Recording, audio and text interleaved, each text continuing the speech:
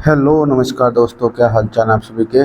उम्मीद करते हैं आप सभी लोग मस्त होंगे और सीटेट की तैयारी में व्यस्त होंगे। तो आज का जो हमारा टॉपिक है वो इंक्लूसिव एजुकेशन, जिसको कि हिंदी में समावेशी शिक्षा कहते हैं। आज इसके बारे में हम संपूर्ण अध्ययन करेंगे।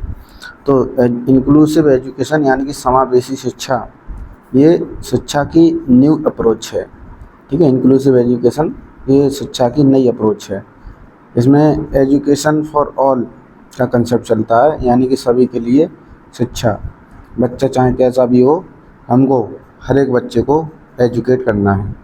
ठीक है, विभिन्नता में एकता, यानी विभिन्नता होने के बावजूद भी हम सभी को एकता में रखेंगे, यानी कि सभी को एजुकेशन देंगे। ठीक है, एजुकेशन फॉर ऑल, विभिन्नता होने के बावजूद भी हर किसी में विभिन्नता है, फिर भी हम उसको एकता के कंसेप्ट पर इंक्लूसिव एजुकेशन प्रोवाइड कराते हैं। तो जो एजुकेशन हम प्रोवाइड करनी है वो बच्चे की नीड के अनुसार, ठीक है, सिस्टम में चेंज करेंगे। सिस्टम जो है हमारा, ठीक है, जो हमारा एजुकेशन सिस्टम है, उस सिस्टम में बच्चे की नीड के अनुसार चेंज करेंगे। जो बच्चे की आवश्यकता है उसके अनुसार सिस्टम में चेंज करेंगे। पहले जो चलता था कि बच्चे को चेंज किया जाता था, बच्चे को चेंज करते थे, ठीक है, सिस्टम वैसा की वैसा ही बना रहता था। लेकिन ये अब नई अप्रोच आ चुकी है, इंक्लूसिव एजुकेशन। ये क्या कहती है? ये कहती है, इंक्लूसिव एजुकेशन कहती है कि सभी बच्चों के लिए शिक्षा होनी चाहिए, एजुकेशन फॉर ऑल। और दूसरी बात कहती है कि बच्चे की जो भी आवश्यकता है उसके अनुसार सिस्टम में चेंज कर दीजिए, बच्चे में चेंज नहीं कीजिए। बच्चा अपनी जगह बिल्कुल ठीक है, ठीक है, तो हमें सिस्टम में चेंज करना है। बच्चे की नीड के अनुसार, बच्चे की आवश्यकता के अनुसार हमें अपने टीचिंग मेथड को बदलना है। ठीक है, टीचिंग मेथड को हम बच्चे की आवश्यकता के अनुसार बदलेंगे। एक तरीके से अगर बच्चे को समझ में नहीं आ रहा तो उसके लिए हम तमाम तरीके प्रस्तुत करेंगे, जिससे कि बच्चा अपने ज्ञान का निर्माण कर सके। तो अलगाव प्रकृति के नियमों के खिलाफ है, यानी कि किसी भी बच्चे को, अगर कोई बच्चा जो है नहीं सीख पा रहा है तो उसको हमें अलग नहीं करना है ना। तो अलगाव जो है प्रकृति के नियमों के खिलाफ है। जिस तरह से प्रकृति हम सभी में भेद नहीं करती है, हम सभी के साथ पक्षपात नहीं करती है, वैसे ही हमें भी जब बच्चे को एजुकेशन प्रोवाइड करनी है तो उसको हमें उन बच्चों में अलगाव नहीं करना है, उन्हें सेपरेट नहीं करना। ठीक है, तो इसलिए अलगाव तो प्रकृति के नियमों के खिलाफ है। अलगाव प्रकृति नहीं करती है तो हम क्यों करेंगे बच्चों में अलगाव। तो change the system need not the child, यानी कि सिस्टम को चेंज कीजिए, बच्चे को चेंज नहीं करना है। पहले होता था change the child not the system, लेकिन ये नई अप्रोच है इंक्लूसिव एजुकेशन की। तो ये नई अप्रोच क्या कहती है कि सिस्टम को चेंज कीजिए। सिस्टम में कितने भी चेंज करने पड़ जाएँ, ठीक है, जो भी बच्चे की आवश्यकता है उसके अनुसार सिस्टम में चेंज करने पड़ जाएँ, चेंज कीजिए। सभी चेंज जो है करने पड़ेंगे, लेकिन बच्चे को हमें चेंज नहीं करना है। इंक्लूसिव एजुकेशन और इंटीग्रेटेड एजुकेशन, ये दो प्रकार की एजुकेशन हैं। एक है इंक्लूसिव, एक इंटीग्रेटेड। इंक्लूसिव जो कि नई अप्रोच है ना, जो समावेशी शिक्षा कहते हैं हिंदी में। इंटीग्रेटेड को एकीकृत शिक्षा कहा जाता है हिंदी में। ये दो प्रकार की एजुकेशन है। तो ये जो इंक्लूसिव एजुकेशन, ये नई अप्रोच है। इसमें हम बच्चे के अनुसार सिस्टम को बदल देंगे। पूरा सिस्टम बदल सकता है, अगर बच्चा जो है संतुष्ट नहीं है तो पूरा सिस्टम चेंज कर सकते हैं। तो सिस्टम में चेंज करना है, ना कि बच्चे में। इंटीग्रेटेड एजुकेशन में क्या होता था, एकीकृत शिक्षा में होता था कि एकीकृत शिक्षा में एडमिशन तो दे दिया जाता था बच्चों को, लेकिन सिस्टम को उसके अनुसार नहीं बदला जाता था, है ना। यानी कि सभी बच्चों को, जितने भी तरह के बच्चे होते हैं, सभी बच्चों को हम एडमिशन तो दे देते थे, एडमिशन ले लेते थे स्कूल में, लेकिन सिस्टम वैसा की वैसा ही रहता था। ठीक है, लेकिन अब इसी के बदले में इंक्लूसिव एजुकेशन आई, जो एडमिशन भी देगी सभी बच्चों को और सिस्टम में बच्चे के अनुसार चेंज भी हमको करने पड़ेंगे। तो ये है IEDC एक्ट। ठीक है, IEDC एक्ट का क्या मतलब है, जो 1974 में आया था, 1974 में। तो ये है integrated education for disabled children. ठीक है, तो जो इंटीग्रेटेड एजुकेशन, एकीकृत शिक्षा है, वो डिसेबल्ड चिल्ड्रन के लिए भी लाई गई। ये नियम बना दिया गया IEDC 1974 में। ठीक है, डिसेबल्ड चिल्ड्रन के लिए भी अब इंटीग्रेटेड एजुकेशन प्रोवाइड की जाएगी। तो हैविंग हस्ट ने बच्चों के गिफ्टेड चिल्ड्रन के लिए हैविंग गेस्ट ने 3 चीज़ें दी हैं। तो जो गिफ्टेड चिल्ड्रन है, हमारे प्रतिभाशाली बच्चे हैं, प्रतिभाशाली बालक हैं, उनके अंदर 3 चीज़ें क्या होंगी? तो एक तो वो इंटेलेक्चुअली ब्राइट चिल्ड्रन होते हैं, ठीक है। जितने भी इंटेलेक्चुअली ब्राइट चिल्ड्रन होंगे ना, बौद्धिक स्तर पे जो बहुत बेहतरीन बच्चे होंगे, जिनका आईक्यू लेवल 130 प्लस 140 प्लस ना 130 प्लस से ज़्यादा होगा, तो ये उच्च बौद्धिक क्षमता वाले बच्चे होंगे, ये भी गिफ्टेड चिल्ड्रन कहलाते हैं, ठीक है। जो कि जन्मजात कैसे होंगे? गिफ्टेड होंगे बच्चे। दूसरे क्रिएटिव बालक, जिनके अंदर क्रिएटिविटी होगी, वो भी बच्चे गिफ्टेड चिल्ड्रन कहलाएंगे। ये कौन कहता है? हैविंग गेस्ट कहते हैं। हैविंग गेस्ट कहते हैं कि गिफ्टेड चिल्ड्रन कौन से हैं? एक, जिनका बौद्धिक स्तर बहुत ही हाई है, उच्च है। दूसरा, जो क्रिएटिव बच्चे, वो भी गिफ्टेड चिल्ड्रन कहलाते हैं। और टैलेंटेड बालक ना, जैसे कि सचिन तेंदुलकर, माइकल जैक्सन, तो ये टैलेंटेड बालक भी गिफ्टेड चिल्ड्रन कहलाते हैं, जिनके अंदर टैलेंट है। तो ये तीनों तरह के बच्चे गिफ्टेड चिल्ड्रन कहलाएंगे, जिनका बौद्धिक स्तर बहुत हाई है, उच्च है बौद्धिक क्षमता, क्रिएटिव बालक है और टैलेंटेड बालक हैं। तो ये जो है गिफ्टेड चिल्ड्रन कहलाते हैं, हैविंग गेस्ट कहते थे। तो गिफ्टेड बालक, गिफ्टेड बच्चे अपने साथी समूह से अलग होते हैं। उनका जो ग्रुप होगा, ठीक है, इसको बोलते हैं पीयर ग्रुप। तो जिनका उनका साथी समूह होगा, है ना, उनका समूह होता है, उनके दोस्तों का, यार दोस्तों का जो समूह होता है, उससे गिफ्टेड चिल्ड्रन वो अलग होते हैं, ठीक है। तो उनके ग्रुप में, ये अपने ग्रुप में अलग ही पता चल जाएगी कौन से बच्चे गिफ्टेड चिल्ड्रन हैं, यानी कि उनके ग्रुप से ये बच्चे एकदम अलग पहचान में आ जाते हैं। 1921 में लुइस टर्मन, 1921 में लुइस टर्मन ने गिफ्टेड चिल्ड्रन का आईक्यू 140 प्लस बताया था, ठीक है। तो ग्रेटर ड्राइव टू अचीव और ग्रेटर मेंटल, यानी कि जो अचीव करने की जो इनके पास क्षमता होगी वो बहुत हाई होती है ना, और मेंटल स्किल भी इनके पास हाई होगी, किसके? गिफ्टेड चिल्ड्रन में। तो गिफ्टेड चिल्ड्रन वो होंगे टर्मन के हिसाब से जिनका आईक्यू लेवल 140 प्लस है। तो टर्मन ने गिफ्टेड चिल्ड्रन किसको माना है? टर्मन ने गिफ्टेड चिल्ड्रन 140 प्लस वालों को, जिनका आईक्यू 140 प्लस है, उनको कहा है कि वो बच्चे गिफ्टेड चिल्ड्रन कहलाएंगे। तो ये अतुल्यकालिक शब्द है ना, अतुल्यकालिक शब्द है, वो शब्द गिफ्टेड बालकों के लिए प्रयोग किया जाता है, ठीक है। तो अतुल्यकालिक का मतलब क्या है? अतुल्यकालिक का मतलब है कि मेंटल, फिजिकल, इमोशनल, सोशल, ये जितनी भी एबिलिटीज़ हैं, ठीक है, मेंटल, फिजिकल, इमोशनल और सोशल, ये जो एबिलिटीज़ है वो सबसे ज़्यादा हाई होंगी गिफ्टेड चिल्ड्रन में। तो उसे कहेंगे अतुल्यकालिक बच्चा है। और ये जो है इसने दिया था, ये कहा था लुइस टर्मन ने 1921 में कि 140 से जिनका भी आईक्यू ज़्यादा होगा वो सभी गिफ्टेड चिल्ड्रन कहलाते हैं। तो अब हम गिफ्टेड चिल्ड्रन की कुछ विशेषताएं पहचान पढ़ेंगे, जिसमें हमें पता चल जाएगा कि गिफ्टेड चिल्ड्रन कौन से होते हैं। तो जो गिफ्टेड चिल्ड्रन होंगे, है ना, तो gifted children learn new information quickly, यानी जो गिफ्टेड बच्चे होते हैं वो कोई भी इन्फॉर्मेशन उन्हें दोगे तो वो बहुत जल्दी सीख लेते हैं, ठीक है। कैसे सीख लेंगे? बहुत जल्दी, नई चीज़ें वो बहुत जल्दी सीखते हैं, क्योंकि वो क्या ना, गिफ्टेड चिल्ड्रन हैं। और रिटेन्स इन्फॉर्मेशन ईजीली, और इन्फॉर्मेशन जो उन्होंने सीख ली, जल्दी सीख ली, उसको लंबे समय तक भी रिटेन करके रख पाते हैं, याद रहता है उन्हें ये चीज़ें, और आसानी से याद रखते हैं ये चीज़ें। मास्टर रीडिंग स्किल अर्लियर, और जो रीडिंग स्किल हैं, ठीक है, उस पर उनके पास मास्टरी आ जाती है, बहुत जल्दी मास्टरी हासिल हो जाएगी पढ़ने वाली क्षमता पर, रीडिंग स्किल पर, ठीक है। तो ये गिफ्टेड चिल्ड्रन की पहचान है, गिफ्टेड चिल्ड्रन की विशेषताएं हैं। तो demonstrates strong ability in math, और मैथ के अंदर, गणित के अंदर वो एक बहुत ही उच्च क्षमता या योग्यता, मैथ की उनकी बहुत स्ट्रॉन्ग एबिलिटी होगी, ठीक है। उस एबिलिटी को वो पता चल जाता है कि ये बच्चा मैथ में भी बहुत कैसा होगा, बहुत बढ़िया होगा, कि मैथ सॉल्व करने की स्किल, मैथ के सवाल को सॉल्व करने की स्किल इसके पास स्ट्रॉन्ग एबिलिटी के साथ में सॉल्व कर पाएगा।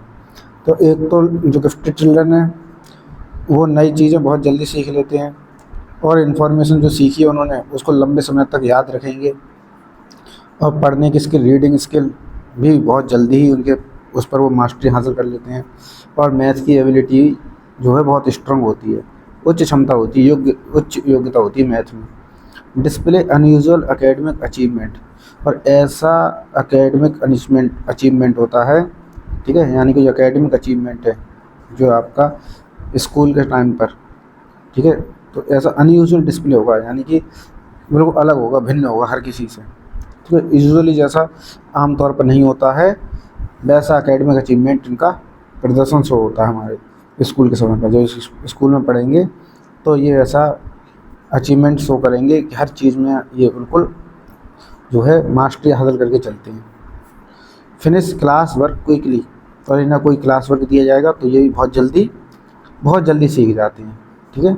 तो हर चीज़ क्या करेंगे, ये बहुत जल्दी करते हैं। गिफ्टेड चिल्ड्रन हर चीज़ आसानी से सीख जाते हैं, हर इंफॉर्मेशन क्विकली करते हैं, और ये इनकी एबिलिटी है, रीडिंग स्किल बहुत हाई होगी, मास्टरी हासिल कर लेंगे जल्दी।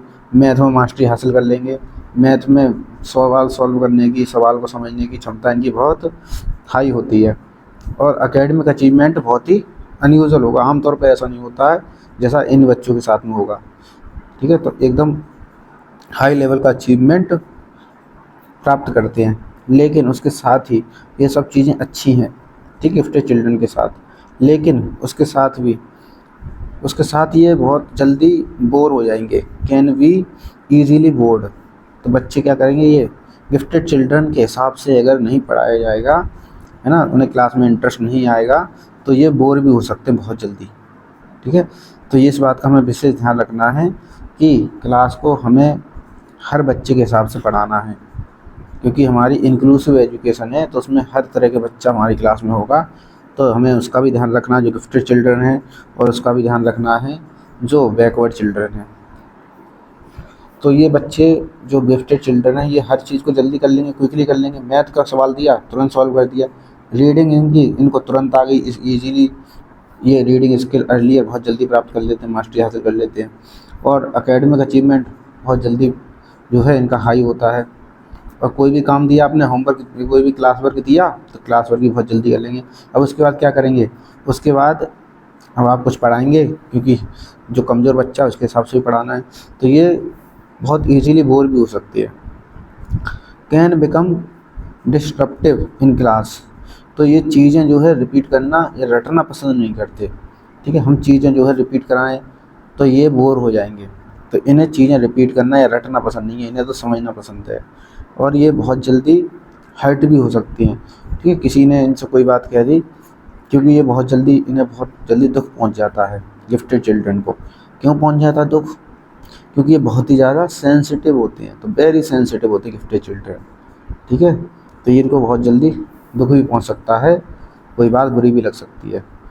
एडल्ट कंपेनियंस, और ये क्या होगा, इनके दोस्त कैसे होते हैं, एडल्ट दोस्त बनाती है, अपने से बड़ी उम्र के बच्चों को अपना मित्र बनाते हैं।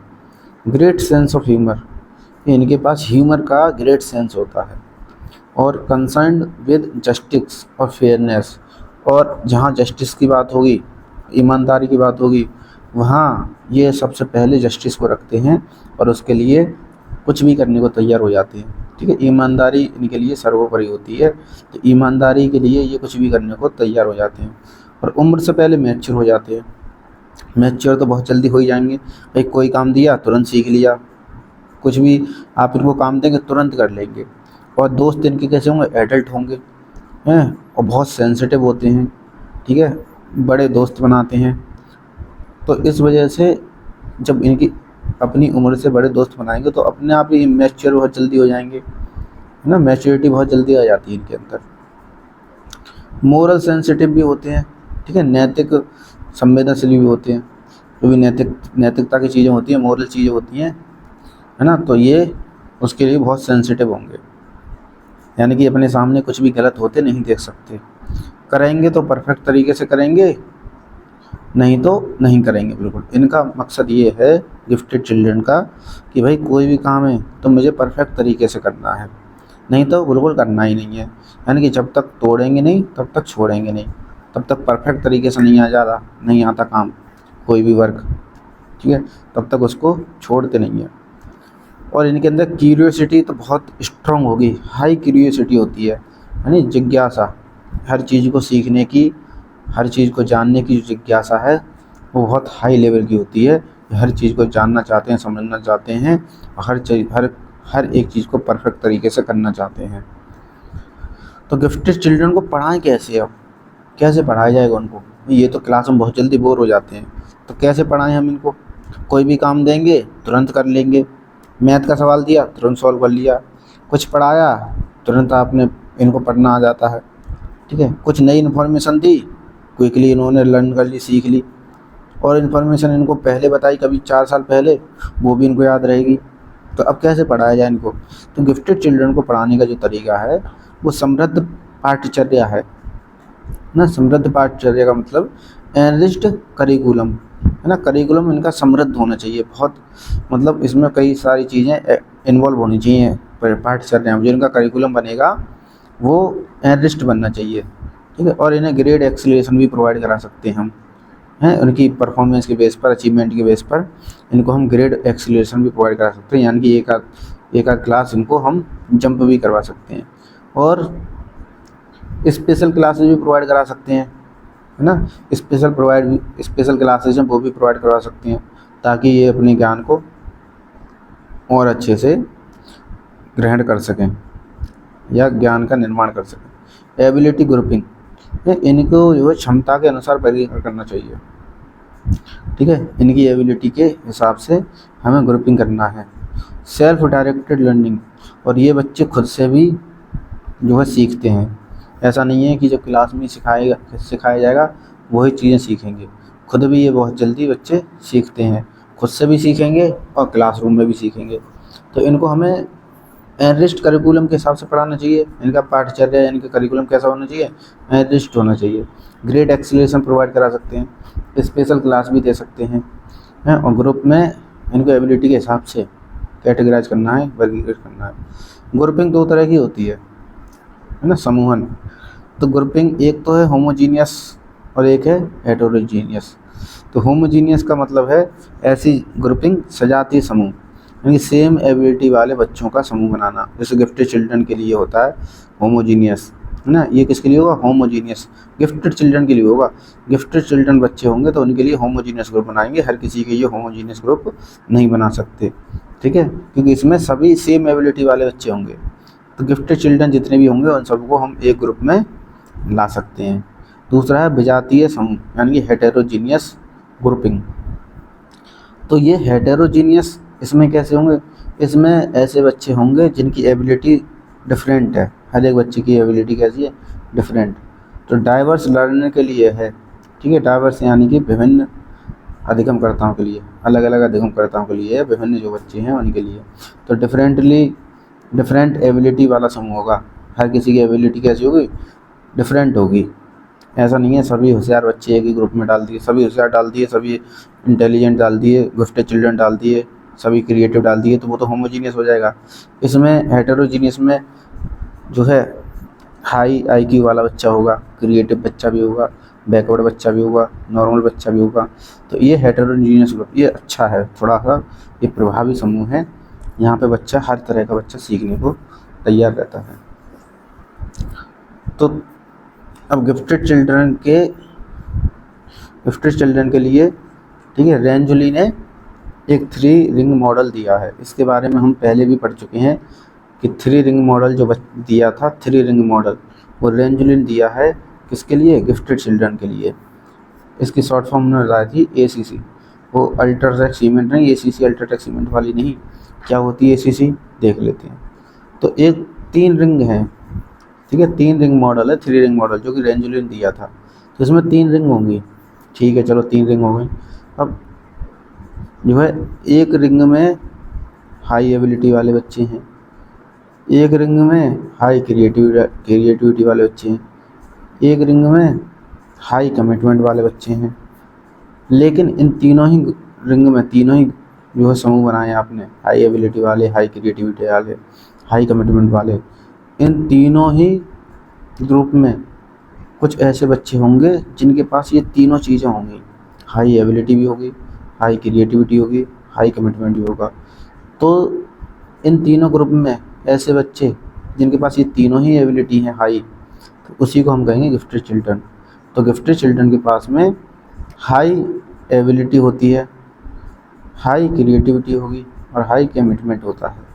ठीक है, तो ये रेंजुली ने दिया था, 3 रिंग मॉडल कहते हैं इसको।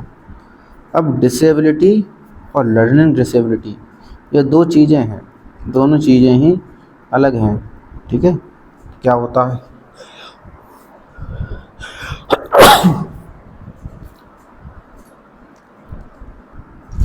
माफ़ी चाहेंगे। तो जो डिसेबिलिटी है और लर्निंग डिसेबिलिटी ये 2 चीज़ें हैं, लर्निंग डिसेबिलिटी और डिसेबिलिटी 2 चीज़ें क्या होती हैं, ये दोनों एक दूसरे से कैसे अलग हैं वो पढ़ लेते हैं। तो जो डिसेबिलिटी वाला कंसेप्ट है ना, डिसेबिलिटी वाला जो कंसेप्ट है, डिसेबिलिटी शब्द है, वो माइक ओलिवर ने दिया था। तो डिसेबिलिटी का माइक ओलिवर ने दिया था, इस बात को आप ध्यान रखेंगे।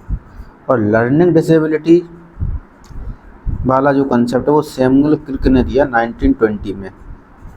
1920 के समय पर सैमुअल क्रिक ने लर्निंग डिसेबिलिटी का कंसेप्ट दिया था। अब डिसेबिलिटी में है क्या, डिसेबिलिटी में तो एक फिजिकल डिसेबिलिटी होती है, यानी कि शारीरिक दिव्यांगता। इसे हिंदी में पहले हम कहते थे अपंगता, है ना, विकलांगता, लेकिन अब कहते हैं दिव्यांगता। तो एक तो होगी फिजिकली डिसेबिलिटी, फिजिकल डिसेबल कोई बच्चा है। एक भाई कॉग्निटिव डिसेबिलिटी है, यानी कि उसका जो है जो बुद्धि है वो ठीक से नहीं काम करती है। एक का शरीर ठीक से नहीं काम करता है, वो फिजिकली डिसेबल है।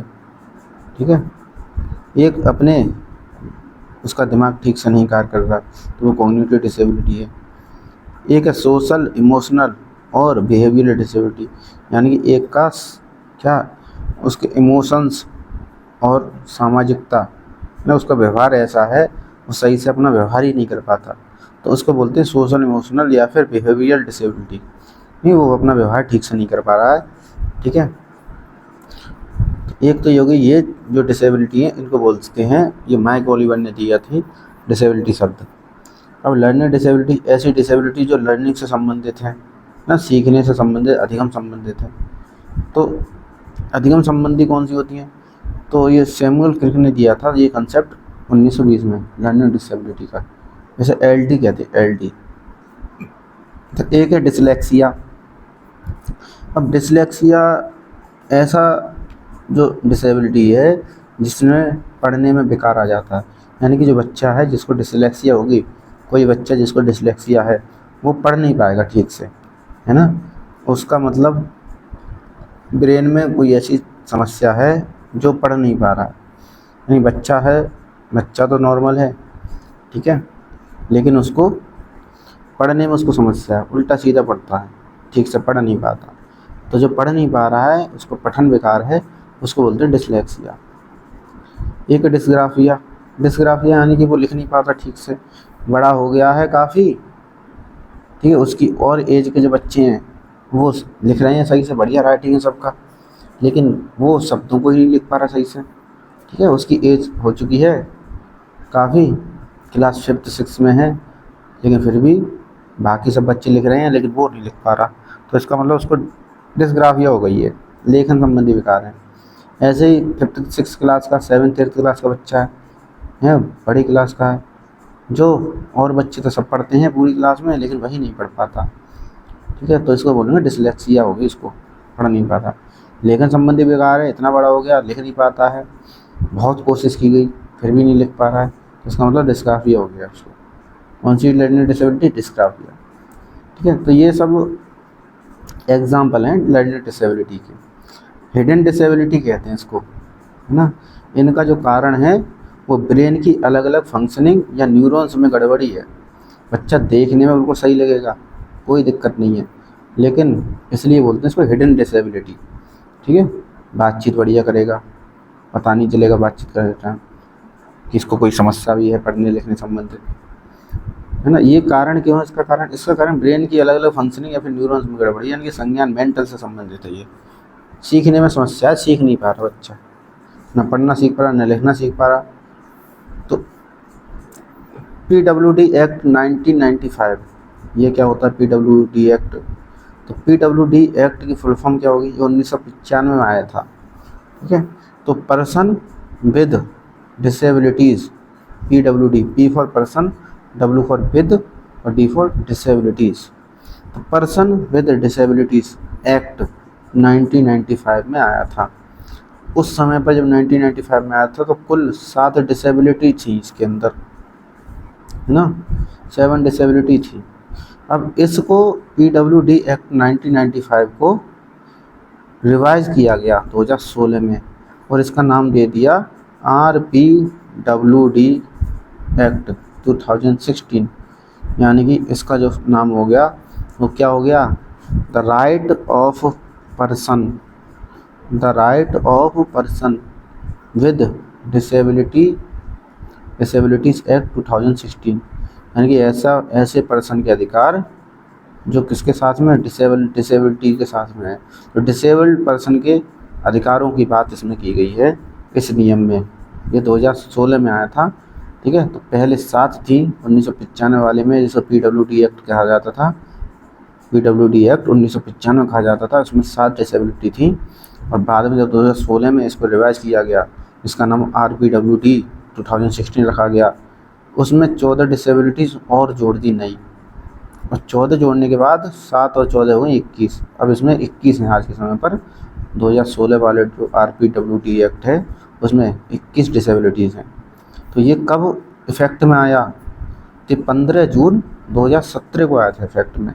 तो बन तो गया था 2016 में, लेकिन अगर इफ़ेक्ट की बात करें, यानी कि प्रभाव कब से लागू हुआ, तो ये 15 जून 2017 से लागू हुआ, अगले साल।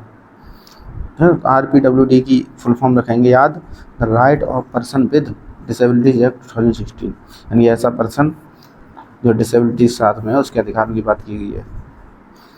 तो हिंदी में कहेंगे दिव्यांगजन अधिकार अधिनियम 2016, ठीक है।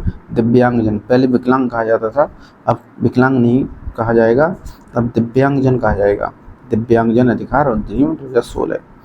तो ये जो अधिनियम है वो comes under the ministry of social justice and empowerment. तो ये कौन सी मिनिस्ट्री के अंडर में आता है? सोशल जस्टिस और एम्पावरमेंट मिनिस्ट्री के अंडर में आता है। सोशल जस्टिस यानी कि सामाजिक न्याय है, और एम्पावरमेंट के अंडर में ये आता है RPWD act 2016। This act replace the PWD act 1995। इस नियम ने PWD एक्ट को रिप्लेस कर दिया, नए वाले ने, उसकी जगह पर ही आया है। It comes under force from, कब से लागू हुआ? 15 जून 2017 से ये अधिनियम जो है नियम बन गया, कानून बन गया, वो 15 जून 2017 से कानून बन करके लागू हुआ। विद इफेक्ट फ्रॉम 15 जून 2017, 15 जून 2017 को लागू हुआ। हर जगह पर एक्सेसिबिलिटी देनी चाहिए हर एक डिसेबल्ड बच्चे को। जितने भी डिसेबल्ड बच्चे हैं उनको हर एक जगह पर, है ना, आने जाना सुविधाजनक बनाना चाहिए। तो और सुविधाएं दी जानी चाहिए, जो हर एक इंसान को सुविधाएं मिल रही हैं वो सुविधाएं हमें डिसेबल्ड पर्सन्स के लिए भी देनी पड़ेंगी, ठीक है। रिजर्वेशन बढ़ा करके 3% से 4% कर दिया गया, ठीक है। तो अब जो रिजर्वेशन है डिसेबल्ड पर्सन्स का वो 3% से बढ़ा करके 4% कर दिया गया। और इस अधिनियम में कहा गया कि जितने भी डिसेबल्ड हैं पर्सन, उनको हमें हर जगह जहाँ नॉर्मल इंसान जा सकता है वहाँ हर जगह हमको इन्हें सुविधाजनक बनाना पड़ेगा, ठीक है। सिस्टम चेंज करना पड़ेगा ताकि ये भी अपना सामान्य जीवन जी सकें। तो 40% या इससे अधिक डिसेबिलिटी होगी तभी RPWD एक्ट में आओगे। यानी कोई पर्सन RPWD एक्ट का फ़ायदा कब ले पाएगा? अगर उसकी जो डिसेबिलिटी है, उसकी दिव्यांगता है, वो 40% से ज़्यादा है, ठीक है, यानी जो विकार है उसके अंदर, तो वो 40% से ज़्यादा होना चाहिए, या 40% या इससे ज़्यादा, तभी वो डिसेबल कहलाएगा। 40% से कम है, ठीक है, तो वो डिसेबल नहीं कहलाएगा। तो वो RPWD एक्ट में नहीं आ पाएगा। तो RPWD एक्ट के नियमों का उल्लंघन करने पर अगर कोई इंसान जो है उसके पास 40% दिव्यांगता नहीं है, यानी वो डिसेबल नहीं है, कम डिसेबल है, सरकार की नज़र में 40% होगी, इससे ज़्यादा हुआ तभी डिसेबल कहलाएगा। अगर वो कम डिसेबल है, जो नहीं आ रहा, 40% नहीं है उसकी दिव्यांगता, और उसने जो है कोशिश की कि मैं जो है उसका सर्टिफिकेट बनवा लिया फर्जी, तो उसको ये नियम अगर उल्लंघन करेगा तो उसको दंड मिलेगा। या कोई 40% से ज़्यादा है उसकी डिसेबिलिटी और उसको उस RPWD एक्ट में नहीं जो है आने दे रहा, या उसका सर्टिफिकेट नहीं बनना है, तो उसको भी दंड मिलेगा जो नहीं बना रहा। तो इसका नियमों का उल्लंघन करने पर दंड दिया जाएगा। तो न्यू डिसेबिलिटीज़ का पता चलने पर, अगर कोई नई डिसेबिलिटीज़ आती हैं, ठीक है, दुनिया में, समाज में, अगर 21 के अलावा कोई और डिसेबिलिटीज़ आएंगी, तो इसी जो नियम बन गया, कानून बन गया RPWD एक्ट 2016, इसी नियम, इसी कानून में उनको जोड़ दिया जाएगा जो नई डिसेबिलिटीज़ का पता चलेगा आगे चल के। भविष्य में कभी नई डिसेबिलिटी आ गई तो उनको इसी में जोड़ दिया जाएगा। तो डिसेबल्ड फ्रेंडली चीज़ें बनानी है, ऑल पब्लिक थिंग्स और प्लेस, यानी कि वही बात है कि जहाँ नॉर्मल इंसान जा सकता है, ठीक है, तो वहाँ तक डिसेबल्ड इंसान भी पहुँचना चाहिए। ऐसी सुविधाएं बनानी है हमें कि उसको कोई तकलीफ़ ना हो पहुँचने में, कोई भी चीज़ इस्तेमाल करने में तकलीफ़ ना हो। तो ऐसी चीज़ें हमें बनानी चाहिए, ये नियम कहता है अधिनियम।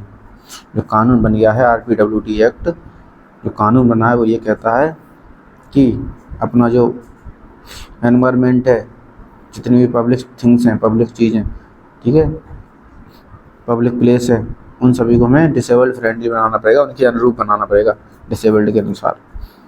PWD एक्ट 1995 में 7 डिसेबिलिटीज़ थी, ठीक है। कौन कौन सी 7? पहले ये पढ़ेंगे, उसके बाद RPWD एक्ट 2016 में 14 कौन सी नई जोड़ी गई वो भी पढ़ेंगे। तो पहले 7 पढ़ लेते हैं। तो पहली है ब्लाइंडनेस, है ना। तो ब्लाइंडनेस यानी कि बिल्कुल ऐसा है, अंधा व्यक्ति है जिसको कुछ भी नहीं दिखता है, ठीक है। दूसरा है लो विज़न, यानी कि दिखता है लेकिन कम दिखता है। और ये कितना दिखना चाहिए? 40% से कम होगा तो नहीं आएगा इस डिसेबिलिटी में, 40% से ज़्यादा उसके अंदर बेकार होना चाहिए दिखने में, ठीक है। इसे कहें लेप्रोसी क्योर्ड, ये भी इसी में आता है PWD एक्ट। तो लेप्रोसी क्योर्ड भी पहले शामिल था। हियरिंग इम्पेयरमेंट, सुनने में बेकार है, वो भी इसी में शामिल था। लोकोमोटर डिसेबिलिटीज़, चलने फिरने में बेकार है लोकोमोटर, तो वो भी इसी में आएगा। MR मेंटली रिटार्डेड बच्चे हैं, तो वो भी इसी के अंदर आते थे पहले। मेंटल इलनेस, ठीक है, दिमागी तौर पे कोई बीमार है, तो वो भी पहले इसमें शामिल था। तो पहले 7 जो कॉमन चीज़ें हैं, कॉमन डिसेबिलिटीज़ हैं, वो थी blindness, low vision, leprosy cured, hearing impairment, locomotor disabled, mental retardness और मेंटल इलनेस। इसके बाद 2016 में जो RPWD एक्ट आया, उसमें 14 नई जोड़ करके 21 डिसेबिलिटी कर दी। वो देख लेते हैं कौन सी है टोटल 21। तो blindness, low vision, leprosy cured person, hearing impairment, locomotor disability, MR, mental illness, ये 7, 1 से लेकर 7 तक। ये तो पुरानी थी, ओल्ड में थी, PWD एक्ट में थी पहले से ही, तो 1995 में था।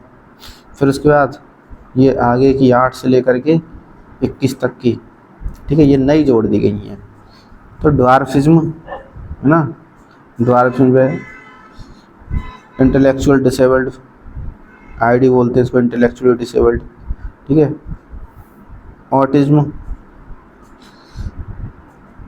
Cerebral palsy, muscular dystrophy, chronic neurological conditions, specific learning and disabilities, multiple sclerosis, speech and language disabilities, thalassaemia, haemophilia, sickle cell disease, multiple disabilities including deaf blindness, acid attack victim ना, और एक है पार्किंसन डिसीज़। तो ये जो हैं total 21 disabilities हैं। इनके बारे में हम एक एक के बारे में डिटेल में पढ़ेंगे, क्या होती है ये डिसेबिलिटीज़, कैसे होती हैं, क्या लक्षण हैं, क्या इसका पहचान है, कैसे पहचान की जाएगी इनकी। तो ये सब चीज़ें हम बाद में पढ़ेंगे डिटेल में। तो ड्वार्फिज्म क्या है ना, ड्वार्फिज्म जो है वो हाइट से संबंधित है, बौनापन बोलते हैं हिंदी में। तो 4 फीट या 10 इंच, 4 फीट 10 इंच यानी 147 सेंटीमीटर या कम किसी की हाइट है 147 सेंटीमीटर या इससे कम है, तो उसको हम ड्वार्फिज्म की कैटेगरी में रखते हैं, बौनापन की कैटेगरी में रखते हैं। वो RPWD एक्ट 2016 में माना जाएगा, इसका सर्टिफिकेट बन जाएगा डिसेबल्ड पर्सन का। हीमोफीलिया, हीमोफीलिया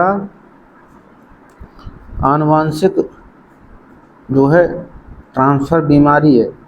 कहाँ से ट्रांसफ़र होती है? आनुवांशिकता से, लेकिन होती सिर्फ मेल में ही है।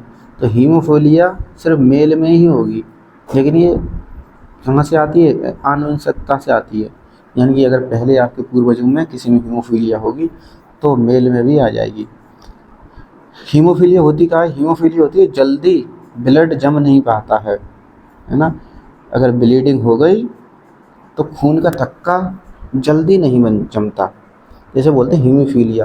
यानी किसी के कहीं कट लग गया और ब्लड बह रहा है तो वो भाई नहीं उसका थक्का जमेगा, जैसे अपन लोगों का जम जाता है, कहीं कट लग गया, थोड़ा सा भी कट लग गया तो ब्लड जो है थोड़ी देर में बंद हो जाएगा। लेकिन इन हीमोफीलिया वाले पर्सन को ब्लड चलता रहता, बहता रहता है, नहीं बंद होता। थैलीसीमिया कौन सी? थैलेसीमिया, थैलेसीमिया है आनुवांशिक ट्रांसफर बीमारी। ये भी आनुवांशिकता से आती है, पूर्वज में किसी को पास होगी तो वो भी आ जाएगी, ठीक है। इसमें क्या होगा? थैलीसीमिया में, तो थैलेसीमिया में हीमोग्लोबिन की कमी हो जाती है। हीमोग्लोबिन का हो जाएगा कमी, और आरबीसी सही से नहीं बनती, आरबीसी बनेगी नहीं, और इसलिए हीमोग्लोबिन की कमी हो जाएगी है। ये भी ट्रांसफ़र होती है आनुवांशिकता से, तो जेनेटिक जो है डिसेबिलिटी है। अब इसमें हम कुछ नहीं कर सकते। हीमोफीलिया में भाई किसी के पास होगी पूर्वज तो वो आ ही जाएगी, थैलेसीमिया पूर्वज में किसी के पास होगी तो आ जाएगी, रोक ही नहीं सकते इसको आने से। एक है sickle cell disease. Sickle cell disease क्या है? तो आरबीसी की शेप सिकल यानी कि हाफ मून के जैसी हो जाएगी। आधा चंद्रमा देखा, अर्ध चंद्रमा, तो अर्ध चंद्रमा के समान आरबीसी की शेप हो जाती है इसमें, सिकल सेल डिसीज़ बोलते हैं इसको। सिकल माने कि हाफ मून जैसी शेप बन जाना, ठीक है, हंसिया जैसी शेप बन जाना। हंसिया कैसा होता है? हाफ मून होता है, ठीक है। तो इसमें आरबीसी की शेप सिकल सेल जैसी हो जाती है। पार्किंसन डिसीज़ कौन सी है? पार्किंसन डिसीज़ ऐसी है जिसमें पूरा नर्वस सिस्टम ठीक से काम नहीं करता, नर्वस सिस्टम हमारा जो है वो ठीक से काम करेगा नहीं, और ये पार्किंसन डिसीज़ ज़्यादातर बुढ़ापे में ही होती है। यानी कि शरीर ऐसा हो जाएगा झुका हुआ है, पीठ झुक जाएगी और हाथ जो है आगे करके चलने पड़ेंगे। पार्किंसन डिसीज़ हो जाता है, जिनकी आपने देखा होगा झुक करके चलते हैं बहुत ज़्यादा। तो ये काफ़ी लोग देखोगे आपने बुढ़ापे में जो झुक करके चलते हैं, है ना, ये पार्किंसन डिसीज़ रोग कहलाता है उन्हें, जिसमें नर्वस सिस्टम ठीक से काम नहीं करता। ASD कौन सी है? ASD की फुल फॉर्म है ऑटिज्म स्पेक्ट्रम डिसऑर्डर, है ना। ये एक अम्ब्रेला टर्म है, और अम्ब्रेला टर्म का मतलब क्या है? अम्ब्रेला टर्म का मतलब है कि एक छाती के नीचे, एक ही अम्ब्रेला के नीचे कई बीमारियां होती हैं, कई डिसेबिलिटी होंगी, कई डिसीज़ होंगी, कई डिसऑर्डर होते हैं, इसलिए इसको ASD बोलते हैं, ऑटिज्म स्पेक्ट्रम डिसऑर्डर। तो न्यूरो डेवलपमेंट डिसऑर्डर, ब्रेन, है ना, ब्रेन में क्या हो गया? ब्रेन में डेवलपमेंट नहीं हो पा रहा ना। इम्पेयर्ड सोशल इंटरेक्शन और कम्युनिकेशन, ठीक है, सोशल इंटरेक्शन और कम्युनिकेशन में बहुत ज़्यादा समस्या आ रही है। समाज में किसी के साथ बातचीत नहीं कर पा रहे, किसी के साथ इंटरेक्शन नहीं कर पाते हैं, ASD वाले की बात है, जिसके पास ASD ऑटिज्म स्पेक्ट्रम डिसऑर्डर होगा, तो एक तो इसका न्यूरॉन डेवलपमेंट नहीं होगा। अब न्यूरॉन्स जो डेवलप नहीं होंगे तो वो किसी से ठीक से सोशल इंटरेक्शन नहीं कर सकता, समाज में किसी से बातचीत नहीं कर पाएगा, कम्युनिकेशन करने में बहुत समस्या आती है। रिपीटिव और स्टीरियोटाइप पैटर्न ऑफ बिहेवियर, यानी कि बार बार एक ही चीज़ जो है करता रहेगा, रिपीट करता रहता चीज़ों को इंसान ना, रिपीटिव बिहेवियर हो जाएगा। और स्टीरियोटाइप हो जाता है, स्टीरियोटाइप पैटर्न, ठीक है। तो बौद्धिक विकास ठीक से नहीं हो पाता है। तो न्यूरॉन से संबंधित ये बीमारी है, तो इसमें बौद्धिक विकास ठीक से हो नहीं पाएगा, और बौद्धिक विकास ठीक से नहीं होगा तो किसी से ठीक से बात भी नहीं कर पाएंगे, कम्युनिकेशन ख़राब हो जाएगी, कम्युनिकेशन नहीं कर पाती, किसी के साथ इंटरेक्शन नहीं कर पाते हैं। और जब दिमाग में ही समस्या है तो एक काम कर रहे हैं तो वही काम करते रहेंगे। जैसे कोई इंसान भांग पी लेता, हंस रहा है तो हंसते ही रहेगा, है ना। तो ऐसा सिस्टम हो जाता है इसमें ASD में। लक्षण अर्ली चाइल्डहुड में ही नज़र आ जाते हैं, ठीक है। लक्षण इसके ASD के लक्षण अर्ली चाइल्डहुड में, है ना, शुरुआती बाल्यावस्था में ही नज़र आने लगेंगे। तो अगला है मेंटल इलनेस, मानसिक बीमारी क्या है। मानसिक बीमारी डिप्रेशन, जैसे कि डिप्रेशन है ना, मेंटल इलनेस है। इसमें नेगेटिविटी में इंसान चला जाता है बहुत ज़्यादा। किसमें चला जाएगा? नेगेटिविटी में, है। नकारात्मकता उसकी चारों तरफ फैल जाएगी। थिंकिंग, सोचना, मूड, परसेप्शन, ओरिएंटेशन, फ्रस्ट्रेटेड इंसान होगा, एंग्जाइटी होगी, है ना। और OSD होता है। तो मल्टीपल डिसेबिलिटी क्या है? मल्टीपल डिसेबिलिटी का मतलब है कि एक साथ दो से ज़्यादा डिसेबिलिटी होना, है ना। एक के साथ में एक डिसेबिलिटी नहीं है, उसके साथ में कई सारी डिसेबिलिटी हैं, तो उसे मल्टीपल डिसेबिलिटी कहा जाता है। अगला है चिल्ड्रन विद सेंसरी डिसेबिलिटीज़, ठीक है। सेंस ऑर्गन से संबंधित कौन कौन सी डिसेबिलिटी हो जाती है बच्चों में? तो सेंसरी ऑर्गन ऑफ डिसेबिलिटी का मतलब है कि सेंसरी ऑर्गन में क्या अफेक्ट हो जाएगा, जो हमारे सेंस हैं, 5 सेंस हैं, ठीक है, उनसे संबंधित कौन कौन सी डिसेबिलिटीज़ हैं, इसे बोलते हैं चिल्ड्रन विद सेंसरी डिसेबिलिटीज़। सुनना, देखना, बोलना, इससे संबंधित ये डिसेबिलिटी होंगी, दिव्यांगता होती है। तो दृष्टि और श्रवण सबसे ज़्यादा महत्वपूर्ण है, ठीक है। दृष्टि बाधित कहते हैं विजुअल इम्पेयरमेंट, इंग्लिश में कहेंगे विजुअल इम्पेयरमेंट, यानी विजुअल माने देखने से संबंधित बाधा है।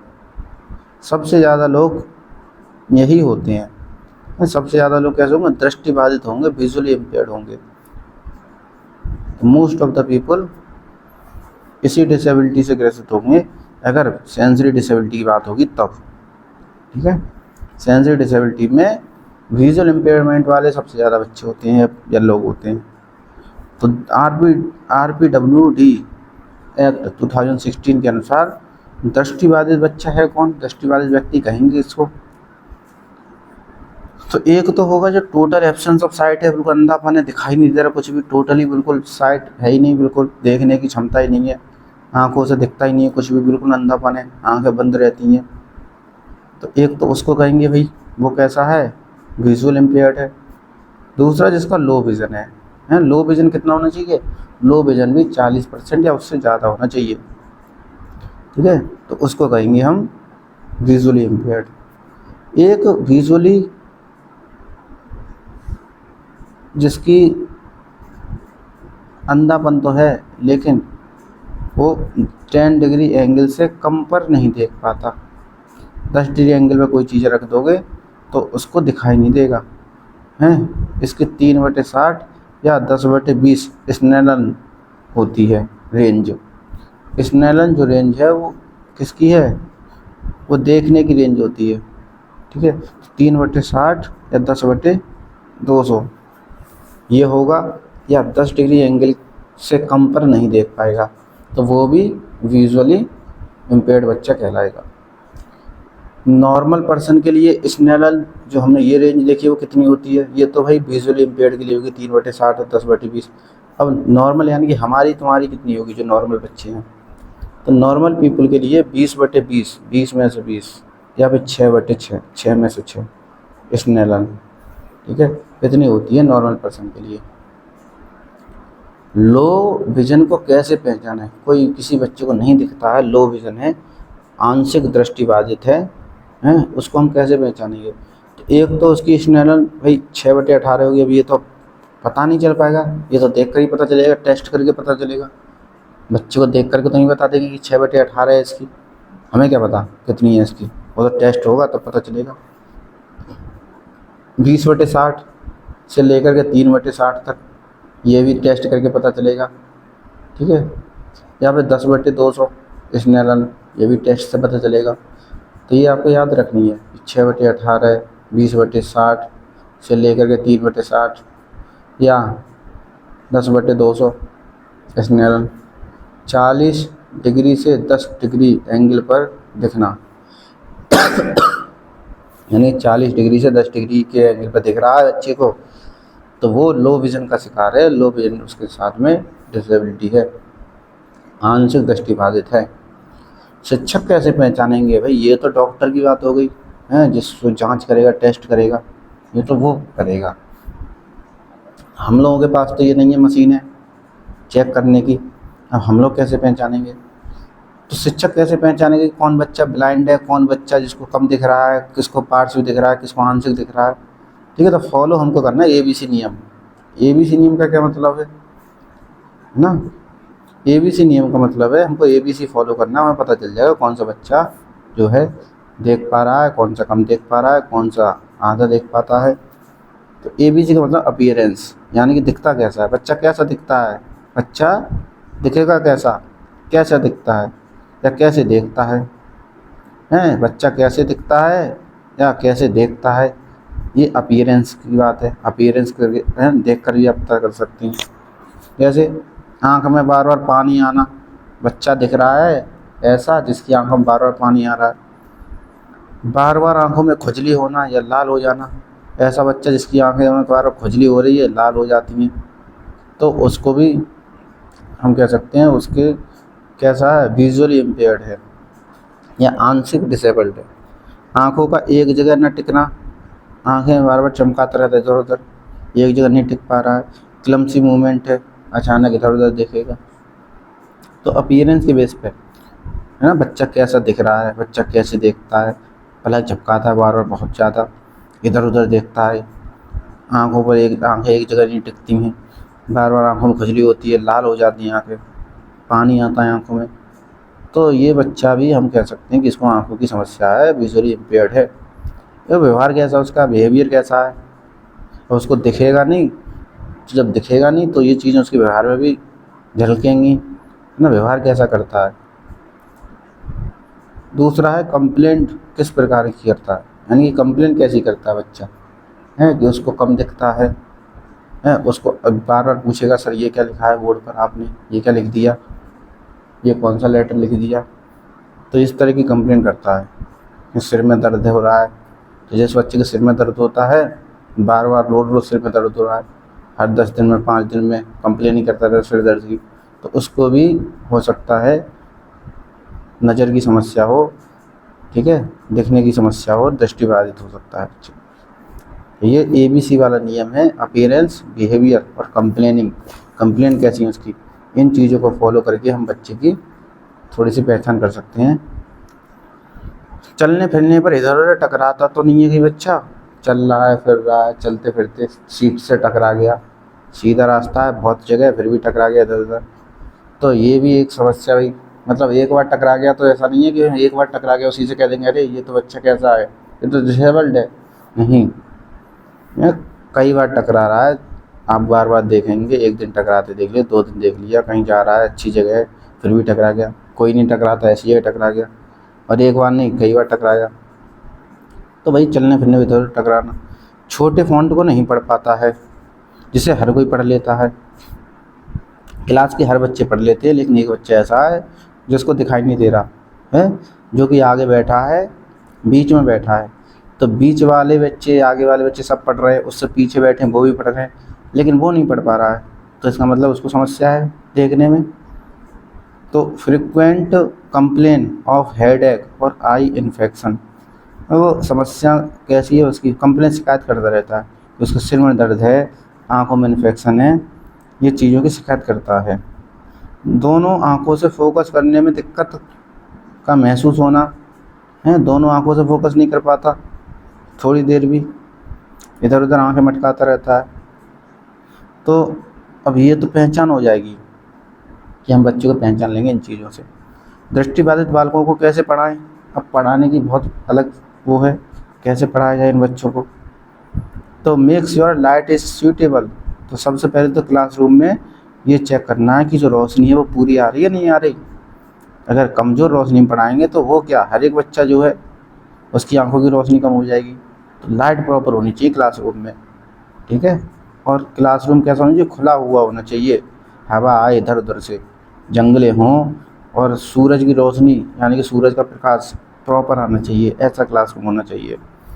Encourage the student to use visual aid that have been prescribed, तो जिस बच्चे को समस्या है आँखों की तो हमें उसको एनकरेज करना है कि वो चश्मा लगाए, मैग्नीफायर का इस्तेमाल करे, उसको एनकरेज करना है ताकि उसकी आँखों की समस्या ठीक हो जाए, ठीक है। और हमको उसे कैसी बिग प्रिंट वाली किताबें देनी है, कि छोटे फॉन्ट नहीं पढ़ पा रहा है बच्चा तो उसको बड़े फॉन्ट की किताबें दे दो, बड़ा छपा हुआ होना चाहिए तो उसको, ताकि वो पढ़ सके उसको। ठीक है, कक्षा में बैठने का सही स्थान और एक प्रॉपर स्थान होना चाहिए। वैसे भी इसको नहीं दिखता और आपने कहा कि पीछे बैठ जा करके, हैं आगे, जब उसको नहीं दिख रहा था पीछे से तो बेचारा आगे आ गया, अब आगे से भी यहाँ से भी नहीं दिख रहा, आपने कहा कि कोई और आया, उसने कहा कि पीछे बैठ जा, अब पीछे से भी नहीं दिख रहा, तो उसका एक सही स्थान होना चाहिए। उससे पूछो कि बेटा तुमको कहाँ से सही दिखता है, तो वो बताएगा कि सर मुझको यहाँ से सही दिख रहा है, तो उसको वही उसका स्थान फिक्स कर दो, ये बच्चा यहाँ बैठेगा, ठीक है। तो वो वहीं से अपना बैठ करके सही से देख पाएगा प्रॉपर। कक्षा में बैठने का सही स्थान फिक्स कर दिया। ध्यान रखें कि बच्चे की डेस्क से बोर्ड पर क्लियर दिखाई दे, चौंध ना पड़ रहा हो, ये बात का भी ध्यान रखना है। तो ये बात तो भाई बच्चे से पूछ लेंगे हम कि बेटा तुम कहाँ से तुमको सही दिख रहा है, तो बताएगा हमको हर एक सीट पर बैठ करके कि हाँ से मुझे सर दिख रहा है सही, ठीक है। और फ़ॉन्ट साइज़ का जब आप लिखेंगे, फ़ॉन्ट साइज़ का बहुत ध्यान रखना है कि इतना छोटा नहीं लिखना कि जहाँ वो बैठा है वहीं से नहीं दिख रहा उसको, इतना छोटा लिख दिया, ठीक है। और चौंध भी ना पड़ रहा हो बोर्ड पर, चौंध पड़ेगा तो उसको क्या, किसी को भी नहीं दिखाई देगा। तो इस बात का भी ध्यान रखना कि बोर्ड पर चौंध नहीं पड़ना चाहिए। और ऐसे बच्चों को प्रॉपर साफ साफ बोल कर पढ़ाना चाहिए।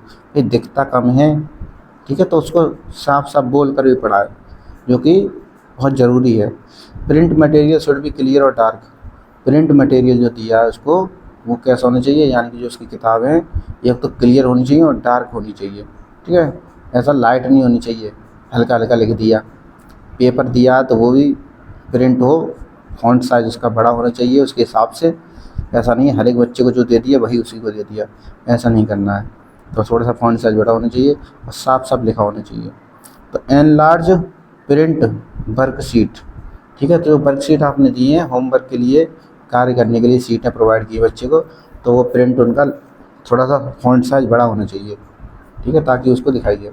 इंक्रीज ओरल एक्टिविटीज़, और उसको ओरल एक्टिविटीज़ के माध्यम से ज़्यादा पढ़ाना है ना, ओरल एक्टिविटीज़ ज़्यादा करवानी है, क्योंकि भाई दिखने में उसको समस्या है, तो वो देख करके तो वैसे भी नहीं समझ पा रहा, पढ़ नहीं पा रहा है, दिखाई नहीं दे रहा उसको, समस्या हो रही है। तो उसको हम ओरल एक्टिविटीज़ के माध्यम से बोल करके ज़्यादा पढ़ाएंगे। ज़्यादा से ज़्यादा concrete, tactile, touch and field वाला मटेरियल भरपूर यूज़ देना चाहिए। अगर कोई बच्चा बिल्कुल ही नहीं देख पा रहा है ना, टोटली ब्लाइंड है, तो उसको हम ऐसा मटेरियल देंगे जो टैक्टाइल हो, कॉन्क्रीट हो, ठीक है, मूर्त होना चाहिए और जिसको महसूस कर सके छू करके, ठीक है।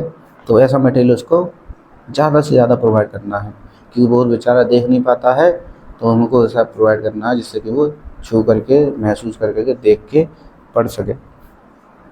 तो जो कम्प्लीटली ब्लाइंड बच्चे होते हैं उनके लिए जो है ब्रेल लिपि का इस्तेमाल किया जाता है, उसके माध्यम से उन्हें पढ़ाया जाता है।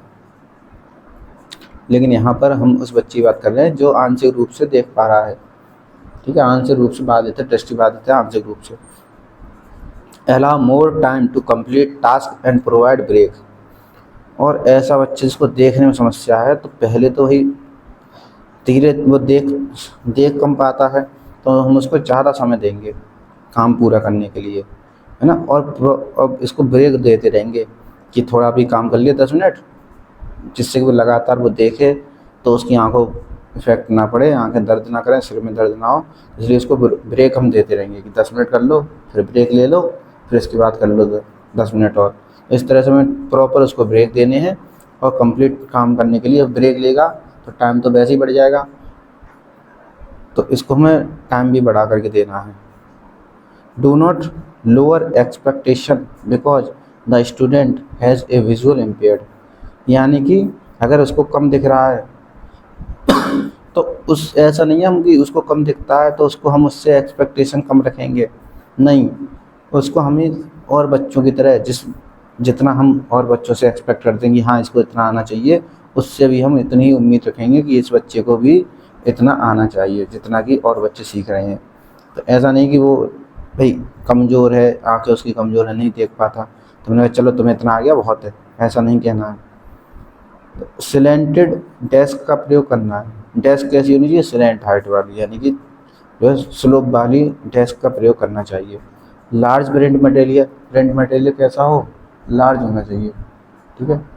तो ये इस बात का ध्यान रखना है कि प्रिंट मटेरियल कैसा हो? लार्ज हो, यानी उसका साइज, फॉन्ट साइज बड़ा होना चाहिए। स्पेशलाइज्ड मैग्नीफिकेशन लेंसेज, तो जो हमारे पास मैग्नीफाइंग लेंस हैं जो कि क्या कर देते हैं, स्मॉल फॉन्ट साइज को बड़ा करके दिखाते हैं, फॉन्ट साइज बड़ा करके दिखाएंगे इंक्रीज, तो उसका भी हम इस्तेमाल कर सकते हैं उस बच्चे के लिए। उसको दे देंगे कि भाई तुम्हें नहीं दिख रहा छोटा फॉन्ट साइज, तो इससे देख भी सकते हो। इलेक्ट्रॉनिक एनलार्जमेंट टेक्नोलॉजी, तो आज के समय पर तो भाई क्या है, टेक्नोलॉजी का दौर है, तो यहाँ पर बहुत सी टेक्नोलॉजी जो क्या करती हैं, फॉन्ट साइज को बड़ा कर देती हैं। तो इलेक्ट्रॉनिक ऐसी टेक्नोलॉजी का इस्तेमाल कर सकते हैं जो फॉन्ट साइज को बड़ा करते हैं, ठीक है। टेप रिकॉर्डर का इस्तेमाल कर सकते हैं उसको पढ़ाने के लिए, ताकि वो सुनकर भी पढ़ सके। ब्रेल प्रिंट देना चाहिए। ब्रेल प्रिंट क्या है? ब्रेल प्रिंट है जो टेक्स्ट को वो स्पीच में जो है बदलता है, जो कुछ लिखा है वो उसको बोल करके सुना देता है, ठीक है। तो इसका इस्तेमाल करना चाहिए बच्चों के लिए। लुइस ब्रेल ने 1824 में 6 बिंदु आधारित ब्रेल लिपि बनाई थी। तो आपको पता नहीं होगा, शायद पता भी हो सकता कि लुइस ब्रेल खुद जो है उनकी बचपन, उनकी आँखों की रोशनी जो है चली गई थी किसी कारण से, तो उन्होंने ऐसे बच्चों को पढ़ने के लिए जो कि उनके समान, ठीक है, विजुअली इम्पेयर्ड थे, उनको पढ़ने के लिए उन्होंने खुद से ब्रेल लिपि का आविष्कार किया, ब्रेल लिपि बनाई, जो कि 6 बिंदुओं पर आधारित एक लिपि है, जिससे कि विजुअली इम्पेयर्ड बच्चे अपनी जो है पढ़ाई जारी रख सकते हैं, सीख सकते हैं। तो चिल्ड्रन विद हियरिंग इम्पेयरमेंट, अब कुछ बच्चे ऐसे होते हैं जिनके पास श्रवण दोष है, ठीक है, सुनने में समस्या है, सुनने में बाधा है। तो totally receiving sound through year, ठीक है, यानी कि बिल्कुल बहरे। कैसे? Totally receiving sound through years, तो ये बिल्कुल बहरे बच्चे होंगे, ठीक है। एक होते हैं माइल्ड हियरिंग लॉस, आंशिक बहरे बच्चे होंगे, है ना, माइल्ड होगा इनका। हियरिंग लॉस कैसा है? आंशिक, पूर्ण रूप से बहरे नहीं है, आंशिक रूप से बहरे हैं, यानी कि थोड़ा बहुत इनको सुनाई देता है, थोड़ा बहुत नहीं सुनाई देता। यूजिंग एम्पलीफायर साउंड डिवाइस, अब आंशिक बहरे बच्चे हैं, इनके लिए तो हम एम्पलीफायर का इस्तेमाल कर देंगे जो आवाज़ को बढ़ा करके सुना देगा, इनको कम सुनाई देता है, तो ऐसा जो है डिवाइस आता है एम्पलीफायर, जो साउंड को क्या करेगा, बढ़ा देगा, इंक्रीज़ कर देगा। तो ये डिवाइस इस्तेमाल करके इनकी समस्या सॉल्व हो जाएगी। लेकिन जो ना पूरी तरह से सुनाई नहीं देता, बिल्कुल सुनाई नहीं दे रहा, बिल्कुल जो है बहरे हैं, ठीक है, उनको अलग हिसाब से टैकल किया जाएगा। तो एज पर RPWD एक्ट 2016 के हिसाब से कौन सा बच्चा है जो सरकार की नज़र में RPWD एक्ट 2016 के हिसाब से कौन सा बच्चा ऐसा है जो श्रवण दोष वाला कहलाएगा? किसको मानेंगे कि हाँ ये श्रवण दोष का बच्चा है? तो एक तो जो टोटली जिसको सुनाई नहीं दे रहा बिल्कुल, वो तो है ही, ठीक है, लेकिन आंशिक बारे में थोड़ी सी पहचानने में जो है समस्या है कि कैसे पहचानेंगे। तो जो 70 डीबी डेसिबल 70 डेसिबल का साउंड ना सुन सके वह बच्चा डीफ कहलाएगा, है ना। जो 70 डेसिबल का भी साउंड नहीं सुन पा रहा है वो डीफ है, बिल्कुल बिल्कुल कैसा है, बहरा है ना।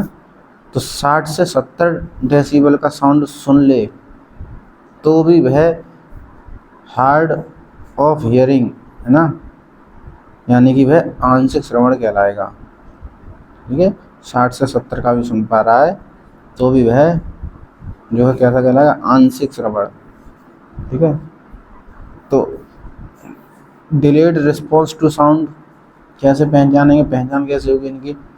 तो अगर साउंड के, जब साउंड आती है, आवाज़ आती है, किसी ने उन्हें बुलाया तो आवाज़ के साथ प्रतिक्रिया नहीं देते, थोड़ा सा स्लो प्रतिक्रिया देंगे, है ना। आवाज़ बुलाई, किसी का नाम लिया, उसका नाम लिया बच्चे का, लेकिन वो तुरंत रिस्पॉन्स नहीं देता, थोड़ी देर बाद यस कहता है, यस सर, ठीक है। तो डिलेड रिस्पॉन्स होगा साउंड के लिए। नाम बुलाया तो तुरंत खड़ा नहीं होगा, ठीक, आवाज़ थोड़ा सा लेट पहुंचेगी उसके कानों में, तब जो है वो रिस्पॉन्स देगा अपना। Can not clearly what other are saying, तो वो नहीं सुन पाता है, कि क्लियरली नहीं सुन पाएगा कि दूसरे क्या कह रहे हैं, उससे क्या कहना चाहते हैं, उसको सुनाई कम दे रहा है, तो कहाँ से समझ पाएगा कि उसके दूसरे ने क्या कहा, है, स्लो सुनाई देता है उसको। So difficulty in locating the sound source, और आवाज़ कहाँ से आ रही है उसको बहुत समस्या होगी। किसी ने बुलाया तो वो इधर उधर देखेगा कि कौन बुला रहा है, कहाँ से आवाज़ आई, बड़ी समस्या होती है उसको।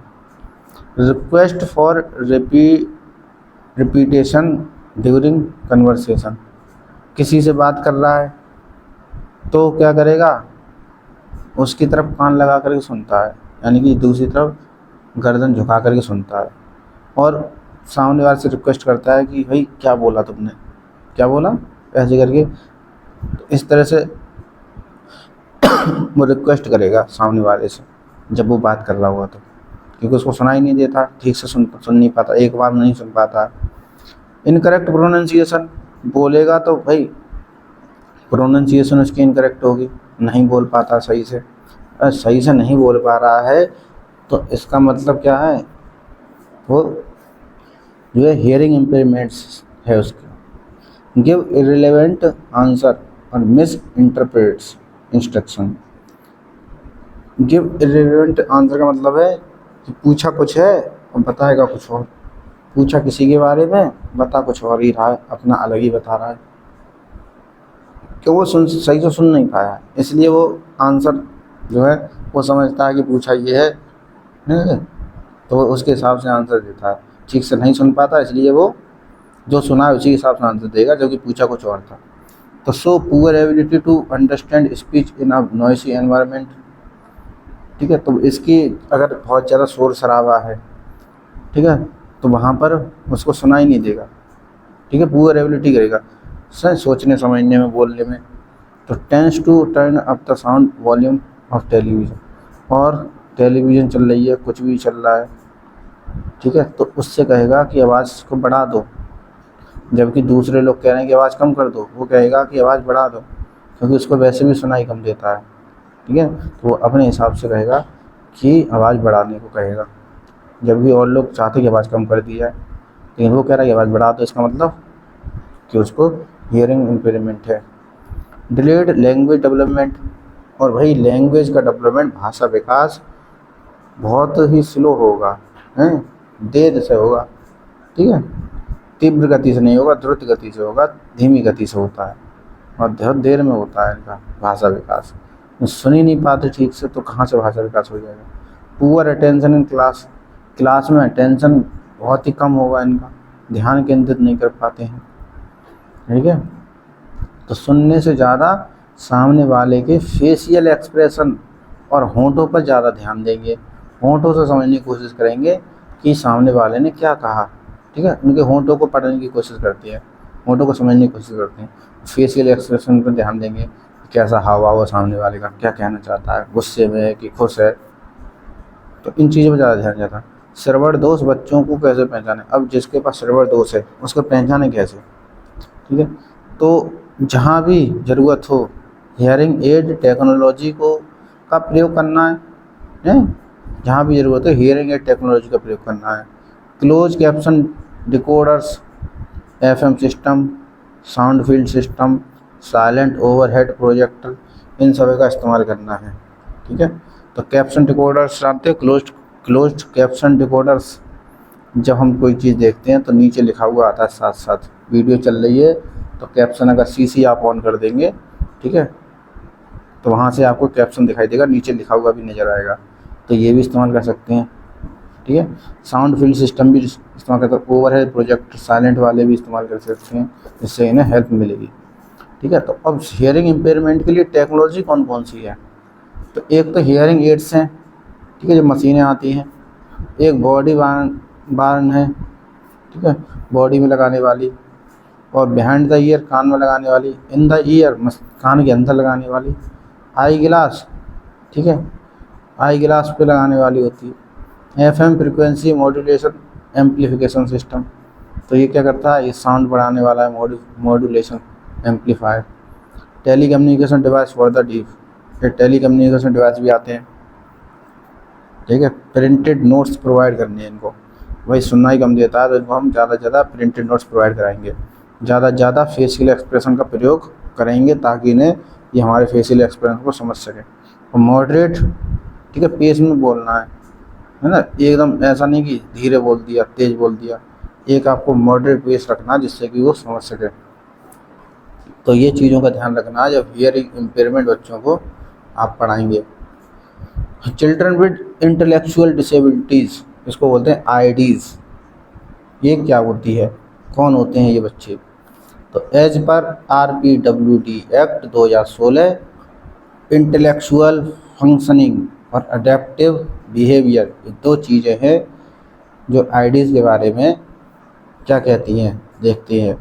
तो इंटेलेक्चुअल फंक्शनिंग क्या है, रीजनिंग, लर्निंग, प्रॉब्लम सॉल्विंग, ये नहीं कर पाएगा बच्चा, रीजनिंग नहीं कर पाएगा, लर्निंग नहीं कर पाएगा, प्रॉब्लम सॉल्व नहीं कर पाएगा, तो ये जो है दिमाग की कार्यात्मक जो है क्या है डिसेबिलिटी है, दिमाग से रिलेटेड सभी कार्य ठीक से कर ही नहीं पाएगा।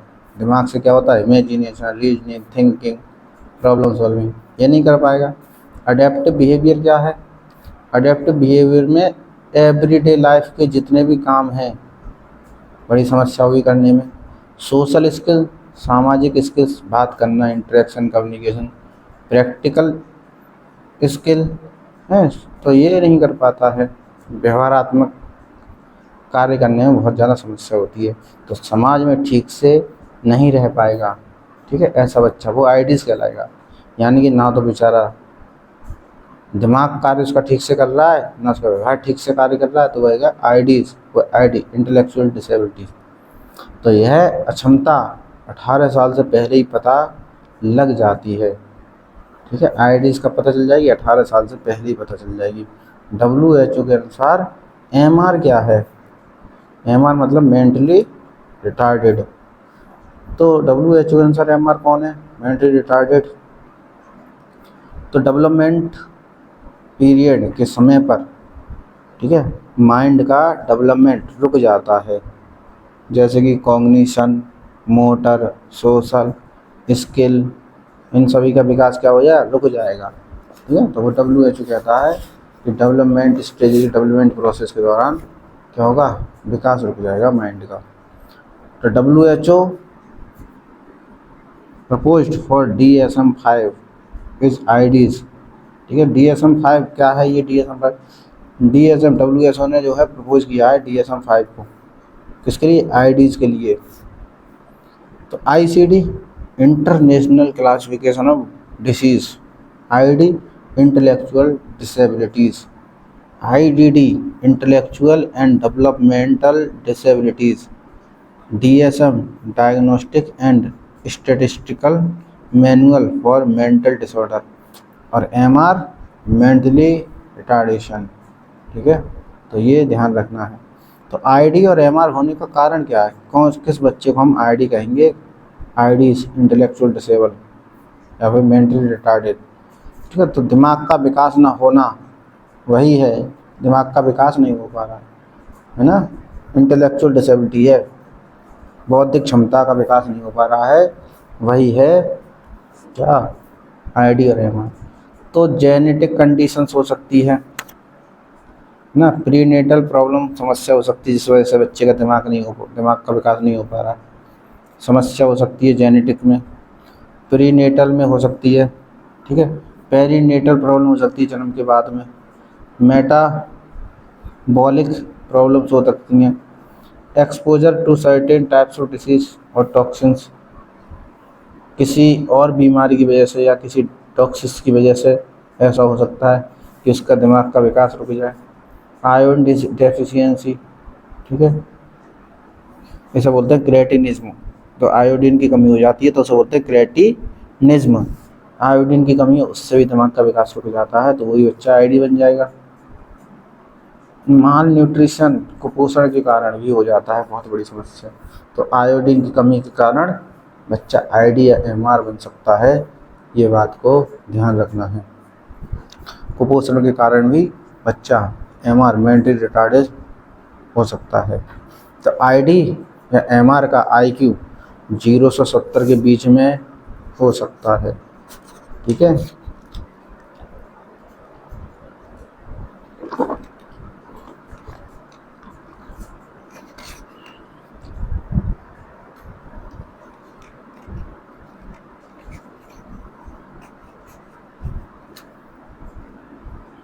अब आईडीज के कितने प्रकार हैं, एमआर के कितने प्रकार हैं, कितने प्रकार के होते हैं आईडी और एमआर।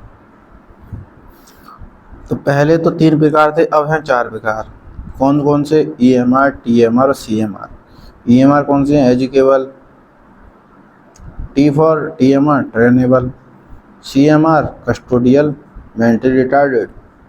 तो माइल्ड मेंटल रिटार्डेशन भी कहते हैं ईएमआर को, है ना। इनका आईक्यू कितना, ये पहले ही बता चुके हैं आपको, अगर पहले की वीडियो देखी हुई तो आपने देखा होगा, इनकी बात पहले हो चुकी है, ठीक है। ये आईडीज बच्चे हैं, तो 0 से लेके 25 तक के जिनका आईक्यू है वो कस्टोडियल बच्चे कहलाते हैं, कस्टोडियल मेंटल रिटार्डेशन।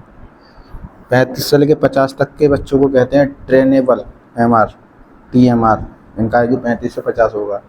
50 से 70 होगा, 69 वो होंगे ईएमआर, एजुकेबल। इन्हें एजुकेबल के लायक होते हैं, इन्हें पढ़ा सकती है। और 33 से 50 के को ट्रेनिंग दे सकते हैं। अब हो चुके हैं 4, पहले से 3, ये कौन सा बढ़ गया। तो अब दोबारा से कैटेगराइज किया गया है इनको, रहा 70 तक ही है, ठीक है, 0 से 70 तक। तो इसी में से कैटेगरी बना दी है, कौन कौन सी बना दी है। तो पहले हम रखेंगे 0 से लेकर 20 तक की, जिनका आईक्यू लेवल 0 से 20 तक का है उसे प्रोफाउंड कहते हैं, प्रोफाउंड। पहले बोलते थे 0 से 25 तक के सीएमआर कस्टोडियल, लेकिन अब कहेंगे प्रोफाउंड एमआर हैं 0 से 20 तक। 20 से 35, तो 20 से 35 है सीवियर एमआर, है ना। 20 से 35 से 34 तक 34, 35 से 50 तक, 50 तक, तो ये मॉडरेट एमआर। अब 50 से 70 तक का कौन है, तो 50 से 70 तक का जो ईएमआर बोलते हैं इसको, एजुकेबल, उसे माइल्ड एमआर कहते हैं, ठीक है। अब इसको याद कैसे रखेंगे, तो इसको याद रखेंगे 0 से 20 तक प्रोफाउंड है, 20 से 34 तक सीवियर है, 35 से 50 तक मॉडरेट, और 50 से 70 तक माइल्ड है। तो 50 से 70 तो ये था पहले, इसको ईएमआर बोलते थे। यहाँ पर उन्होंने चेंज किया है, ठीक है, यहाँ 25 तक था, इसको 20 तक कर दिया, और फिर 20 से लेकर के 34 तक इन्होंने नई कैटेगरी बना दी जिसको कि सीवियर एमआर कहते हैं। तो पहला प्रोफाउंड, सीवियर, मॉडरेट और माइल्ड, ठीक है। तो ये याद रखेंगे, इनकी आईक्यू भी याद रखेंगे, ये क्वेश्चन पूछा जाता है। मोस्ट इम्पोर्टेंट ये भी है जो कि एग्जाम में पूछा जाता है। अब 71 से लेके 85 तक का, 71 से 85 तक का, इसे बॉर्डर लाइन बच्चा कहा जाता है, बॉर्डर लाइन का। इसका IQ 71 से 85 तक का होगा, ये बॉर्डर लाइन कहलाता है। ये MR नहीं है, MR तो 70 तक है, ठीक है, 70 तक है। और सबसे 50 से लेकर 70 तक का कौन सा कहलाएगा? माइल्ड MR, ठीक है, तो ये याद रखना है। तो बौद्धिक अक्षमता वाले बच्चों की विशेषता क्या है, यानी IDs जो बच्चे हैं, इंटेलेक्चुअल डिसेबल चिल्ड्रन, इनकी क्या प्रॉपर्टीज़ हैं, क्या करैक्टरिस्टिक्स हैं, कैसे इनको हम पहचानेंगे। तो एक होता है माइक्रोसेफेली। माइक्रोसेफेली बच्चा भी IDs के अंदर आता है। कौन सा होगा? जिसकी खोपड़ी का साइज बहुत ही छोटा होता है ना, माइक्रो यानी कि छोटा, तो माइक्रो हो जाता है माइक्रोसेफेली। सेफेली इसका माइक्रो हो जाएगा, खोपड़ी छोटी हो जाएगी, इसको बोलेंगे आईडी। ये भी IDs की कैटेगरी में आएगा। दूसरा हाइड्रोसेफेली, ये क्या है? हाइड्रोसेफेली, इसमें खोपड़ी का साइज बड़ा हो जाएगा, माइक्रो हाइड्रो। क्रेटिनिज्म अभी पढ़ा था, क्रेटिनिज्म क्या है? तो क्रेटिनिज्म में एक ड्वार्फ लाइक हो जाएगा। कैसा हो जाएगा? ड्वार्फ लाइक, ठीक है। कोर्स और थिक स्किन और थिक आईलिड। आईलिड कैसे हो जाएंगी? बहुत जो है थिक, मोटी हो जाएंगी। स्लीपी अपीयरेंस, ऐसा लगेगा जैसे कि सो रहा है, हर समय सोता हुआ नजर आएगा, है ना। और ड्वार्फ लाइक हो जाएगा, बौने के जैसा, जैसे बोलते हैं cretinism. Physical development at slow rate, इनका IDs का फिजिकल डेवलपमेंट है। वो तो भाई न्यूरॉन्स में समस्या आ गई, खोपड़ी में, दिमाग में समस्या है, तो इनका अपीयरेंस, जो फिजिकल डेवलपमेंट है, शारीरिक विकास है, वो धीमे रेट पे होगा। क्रोनिक हेल्थ प्रॉब्लम, इनको बार बार लगातार समस्या होती है स्वास्थ्य की, स्वास्थ्य संबंधी। कल बीमार हैं, 2 दिन ठीक हो गए, फिर बीमार पड़ गए, इस तरह से बीमार पड़ते रहते हैं, है ना। लगातार इन्हें हेल्थ प्रॉब्लम समस्या आती रहती है। एक है डाउन सिंड्रोम। डाउन सिंड्रोम क्या है ये? तो डाउन सिंड्रोम को कब होता है? डाउन सिंड्रोम जब डिसेबिलिटी है, वो ट्राइसोमी 21वां जो गुणसूत्र है, कौन सा गुणसूत्र? 21वां। तो ट्राइसोमी 21 गुणसूत्र के कारण डाउन सिंड्रोम हो जाता है। तो टोटल नंबर ऑफ क्रोमोसोम्स वैसे तो कितने होते हैं? 46, लेकिन एक जो है बढ़ जाएगा, 47 हो जाएंगे। इस वजह से थिक फिगर हो जाएगा। मून शेप्ड आई, आंखें कैसे हो जाएंगी? मून के समान, और नाक छोटी हो जाएगी, और आपका जो फिगर है वो थिक हो जाएगा, ठीक है। तो इसमें क्रोमोसोम 47 हो जाते हैं, इस वजह से डाउन सिंड्रोम हो जाता है। नाम है डाउन, लेकिन बढ़ जाता है, ये ध्यान रखना है। ट्राइसोमी 21 गुणसूत्र के कारण होता है, जब इफेक्ट हो जाएगा ट्राइसोमी 21। मेंटल, कॉग्निटिव, इंटेलेक्चुअल रूप से पहचानना है इनको। अब कैसे पहचानेंगे? मेंटली कैसे पहचानेंगे इनको? कॉग्निटिव या इंटेलेक्चुअल बौद्धिक स्तर से कैसे पहचानेंगे? एक तो इनका शॉर्ट टर्म स्पेन होगा। स्पेन कैसा होगा? शॉर्ट टर्म है, यानी कि जो अटेंशन है वो बहुत कम समय के लिए होगी, लंबे समय के लिए नहीं, बहुत कम समय के लिए अटेंशन स्पेन होता है। जजमेंट बहुत पुअर होगा, किसी चीज़ को अगर इनसे पूछा जाएगा उनका विचार, तो ऐसा बहुत ही कमज़ोर विचार देंगे अपना। पुअर रीजनिंग और अंडरस्टैंडिंग, समझ में नहीं आएगा, तर्क देने का बहुत ही वो लोअर स्तर होगा, है लोअर लेवल होगा इनका रीजनिंग का। समझने में चीज़ें बहुत बेसिक चीज़ें समझने में दिक्कत होगी, ठीक है। स्लो इन लर्निंग, और नहीं लर्निंग में तो स्लो हो ही जाएंगे, क्योंकि समस्या कहाँ है? इंटेलेक्चुअल में। पुअर लिसनिंग और थिंकिंग स्किल, सुनने की क्षमता कैसी होगी? कम होगी, और सोचने समझने की योग्यता, कौशल, थिंकिंग स्किल भी कमज़ोर होगा। और पुअर एट ऑब्स्ट्रक्शन कैसा होगा? कमज़ोर। पुअर मेमोरी कम होगी। लैक ऑफ मोटिवेशन कम, क्रिएटिविटी कम, स्लो रिएक्शन, रिस्पॉन्स कम, एब्सेंस ऑफ क्लैरिटी नहीं होगी इनके पास। पुअर आई हैंड कोऑर्डिनेशन, आँखों का और हाथों का समन्वय कम होगा। हाथ कहीं चल रहे हैं, आँखें कहीं चल रही हैं, कोई कोऑर्डिनेशन ही नहीं है, बोल कुछ रहे हैं और जो है हाथों से कुछ और दिखाना चाहते हैं। तो बिहेवियरल रूप से कैसे पहचाने? ये तो हो गया भाई इंटेलेक्चुअल। बौद्धिक स्तर से पहचानना, शॉर्ट टर्म स्पैन है, शॉर्ट अटेंशन स्पैन है, पुअर जजमेंट, रीजनिंग, अंडरस्टैंडिंग सब कमज़ोर है, लर्निंग स्किल कमज़ोर है, पुअर लिसनिंग है, थिंकिंग पावर स्किल कमज़ोर है, शॉर्ट मेमोरी है, पुअर मेमोरी है, मोटिवेशन नहीं है, क्रिएटिविटी नहीं है, स्लो रिएक्शन है, क्लैरिटी नहीं है, हाथों का आंखों कोऑर्डिनेशन नहीं है। तो इस तरह से हम पहचानेंगे कि एमडी है बच्चा, आईडी इंटेलेक्चुअल डिसेबल। आगे बिहेवियर रूप से कैसे पहचाने, तो बिहेवियर रूप से पहचानने के लिए हमको माल अडेप्टिव और रिपीटेटिव, तो रिपीटेटिव बिहेवियर है क्या करेगा भाई, एक ही कार्य को बार बार करेगा, तो हम कह सकते हैं ये एक ही कार्य को बार बार कर रहा है, रिपीटिव रिएक्शन है इसका, ठीक है, रिपीटेटिव बिहेवियर है। तो ये कौन है, आईडी है, आईडी बच्चा intellectual disabled. Age appropriate task problem, भाई अपनी जो जिस क्लास में है उस क्लास के बच्चे, उसकी एज के बच्चे सब वो काम कर लेते हैं, लेकिन वो नहीं कर पाता है, ठीक है। तो एज उसकी, जो उसकी एज है उसके हिसाब से सभी बच्चे कर रहे हैं कार्य, लेकिन वो नहीं कर पा रहा है, इसका मतलब अपनी एज के हिसाब से समस्याओं का समाधान नहीं कर पाता। लो फ्रस्ट्रेशन टॉलरेंस, जरा सा भी किसी ने कुछ कह दिया तो तुरंत फ्रस्ट्रेट हो जाएगा, सहन शक्ति बिल्कुल नहीं होगी, ऐसा बच्चा इंटेलेक्चुअल डिसेबल होता है। आगे है भाई, तो लिमिटेड सोशल स्किल इमेच्योरिटी है, सोशल स्किल्स इमेच्योरिटी कैसी होगी, and in different social situation, ठीक है, सोशल सिचुएशन में सब समाज में रहेगा तो इमेच्योरिटी दिखाएगा, ठीक है। स्किल्स के पास बहुत कम होंगी, लिमिटेड स्किल्स होंगी, सोशल इंटरेक्शन की, सोशल कम्युनिकेशन की, इमेच्योरिटी दिखाता है। पुअर सेल्फ कंसेप्ट, इस सेल्फ इमेज, खुद की इमेज खुद की नज़रों में बहुत ही कैसी होगी, पुअर होगी।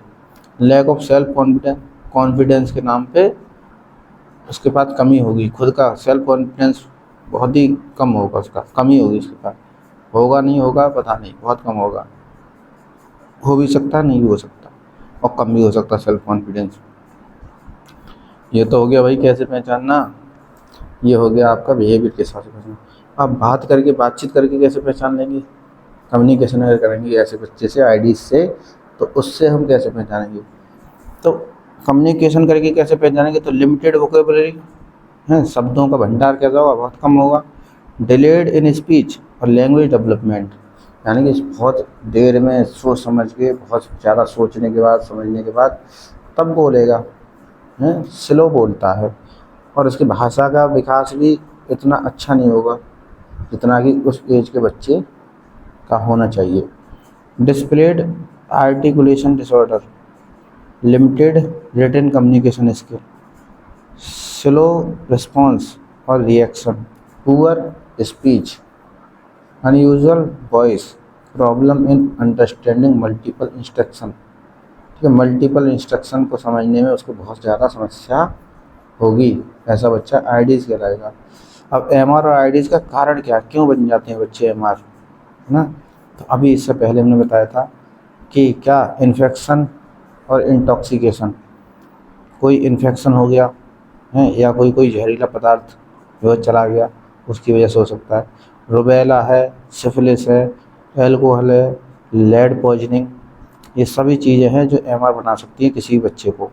ब्लड ग्रुप इनकॉम्पेटिबिलिटी, यानी कि आपने उसको ब्लड ग्रुप जो चढ़ाया था जब बच्चे का जन्म हुआ है या बाद में, ब्लड ग्रुप ऐसा मिला चढ़ा दिया उसके शरीर में, ब्लड ग्रुप ऐसा डाल दिया जो मैच नहीं कर रहा, ठीक है। तो दिमागी बुखार आ जाना, तो ये भी हो सकता है। कॉन्सेंगुइनिटी, ये क्या है कॉन्सेंगुइनिटी, ये होता है ब्लड रिलेशन में शादी होने से अगर कोई बच्चा अगर जन्मता है, उसका जन्म होता है ब्लड रिलेशन में ही शादी कर रहे हैं और उससे फिर जन्म होगा बच्चे का, तो वो एमआर और आईडीज़ बन सकता है बच्चा, ऐसा बच्चे का जन्म होगा जो एमआर होगा या आईडीज़ होगा। इसलिए ब्लड रिलेशन में शादी करने से मना किया जाता है। ये बहुत ही शर्मनाक बात होती है कि ब्लड रिलेशन में शादी कर रहे हैं। ट्रॉमा, फिजिकल एजेंट हैं, कोई ट्रॉमा लग गया या फिर कोई फिजिकली ऐसी कोई दुर्घटना हो गई, उससे ही बच्चा MRIs बन जाएगा। मेटाबॉलिक और न्यूट्रिशन फैक्टर्स, कुपोषण हो, खाना नहीं मिल पा रहा भरपूर, न्यूट्रिशंस नहीं मिल पा रहे, ठीक है, ये समस्याएं हैं। और क्रोमोसोमल एनोमलीज, ये जो है गुणसूत्र से संबंधित समस्याएं हो सकती हैं जो कि MRIs बच्चे को बना देंगी। अब टर्नर सिंड्रोम क्या है? टर्नर सिंड्रोम अभी हमने पढ़ा था, जब 46 वैसे तो नॉर्मल गुणसूत्र होते हैं क्रोमोसोम, तो 47 हो जाएंगे तो डाउन सिंड्रोम हो जाता है। ट्राइसोमी 21 भी कहा जाता है उसको। अब टर्नर सिंड्रोम है। टर्नर सिंड्रोम, इसमें क्रोमोसोम्स एक कम हो जाएगा, 46 से 45 रह जाएंगे। Only females suffer from this disorder, इसे बांझपन कहते हैं। क्या कहेंगे? बांझपन। तो इसमें केवल ये महिलाओं में होगा टर्नर सिंड्रोम है। टर्न हो गया, टर्नर महिला में होता है। Short stature, infantile sexualism, incomplete ovarian development, ठीक है।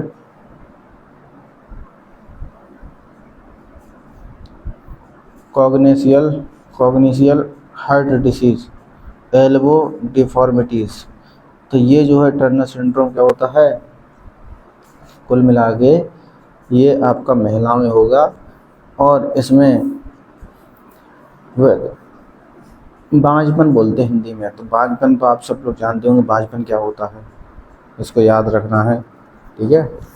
क्या होता है बांझपन? टर्नर सिंड्रोम कहते हैं इसको। तो MRIs के लिए शिक्षक क्या करें? और MR और ID जो बच्चे हैं उनके लिए शिक्षक हम लोग क्या करें? तो जो भी काम दें उस पर पूरा ध्यान दें। ऐसे बच्चों को कुछ भी दिया है उसको पूरा ध्यान से देना है बच्चों को, है प्रॉपर ध्यान रखना है इन बच्चों का। सीखने के तरीके सिखाएं। कैसे सीखा जाता है, पहले तो इन्हें ये सिखाना पड़ेगा भाई सीखा कैसे जाता है, तो सीखने के तरीके सिखाना पड़ेगा। Teach ways to learn content, ठीक है, इन्हें ये सिखाना है कि कंटेंट को कैसे करके सीखा जाए। भाई टीचिंग कंटेंट इज सेल्फ है, ऐसा नहीं कि भाई इनको खुद ही दे दिया कि कंटेंट आप खुद कीजिए, ये सीखिए, या तो इन्हें सिखाओ कि सीखते कैसे हैं। MRI को सिखाना पड़ेगा। उसके बाद क्या सिखाना है वो सिखाओ, पहले तो सीखना सिखा दो इन्हें, वे सीखेंगे कैसे। तो focus on content that is meaningful to students to promote learning और फैसिलिटेट एप्लीकेशन। तो focus on content that is meaningful, ऐसे कंटेंट पर फोकस करना है जो कैसा है, मीनिंगफुल है, ठीक है, और फैसिलिटेशन एप्लीकेशन पर ध्यान देना है, ठीक है। इन बच्चों को लर्निंग के लिए प्रमोट करना है, मीनिंगफुल लर्निंग। तो मीनिंगफुल लर्निंग के लिए इनको ज़्यादा प्रमोट करना है, ऐसी चीज़ सिखानी है जो मीनिंगफुल हो। प्रोवाइड ट्रेनिंग, जैसे भी वो सीख सकें वैसे सिखाएं, यानी ट्रेनिंग प्रोवाइड करो। ट्रेनिंग इन्हें प्रोवाइड करनी पड़ेगी कि जैसे तुमने सीखना है वैसे सीख जाओ, लेकिन सीख जाओ। Offer opportunities for active involvement in the learning process. तो इन्हें ऑफ़र करना है भाई, अवसर के लिए अवसर प्रदान करना है इनके लिए, इनके सामने अवसर प्रदान करो, अवसर उपलब्ध कराओ, ठीक है। एक्टिव इन्वॉल्वमेंट लर्निंग प्रोसेस में इनको भी एक्टिव बनाइए, ठीक है। इनको कैसे बनाना है, इन्हें भी हमें अपने साथ में इंगेज रखना है, एक्टिव बनाना है, सक्रिय बनाना है लर्निंग प्रोसेस के दौरान।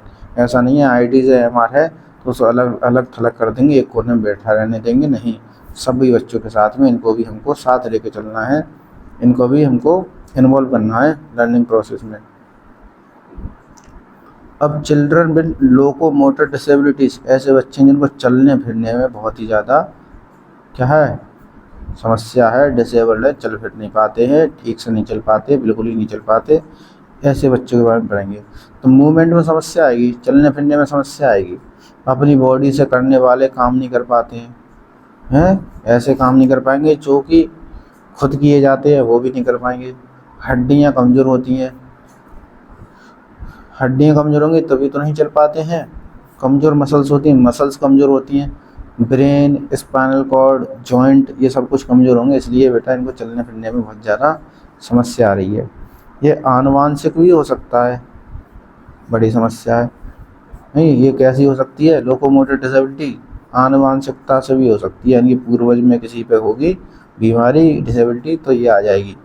अब क्या करें, रोक नहीं सकती है तो। या जन्म के समय पर, या किसी बीमारी के कारण भी हो सकती है।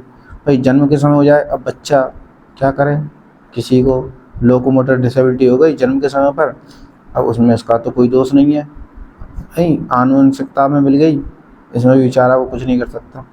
लेकिन किसी बीमारी के कारण भी हो सकती है, कोई बीमारी हुई और उसके साथ में पता चला कि वो बच्चा कैसा हो गया, लोकोमोटर डिसेबिलिटी से शिकार हो गया, चलने फिरने में समस्या आ रही है। Any form of cerebral palsy भी इन्वॉल्व है, किसी तरह की सेरेब्रल पाल्सी भी लोकोमोटर डिसेबिलिटी में आती है, चलने की अक्षमता। तो एक्सीडेंट के कारण भी हो सकता है, कोई एक्सीडेंट हुआ उसके बाद से वो चलने फिरने में उसको समस्या होगी, नहीं चल पा रहा है।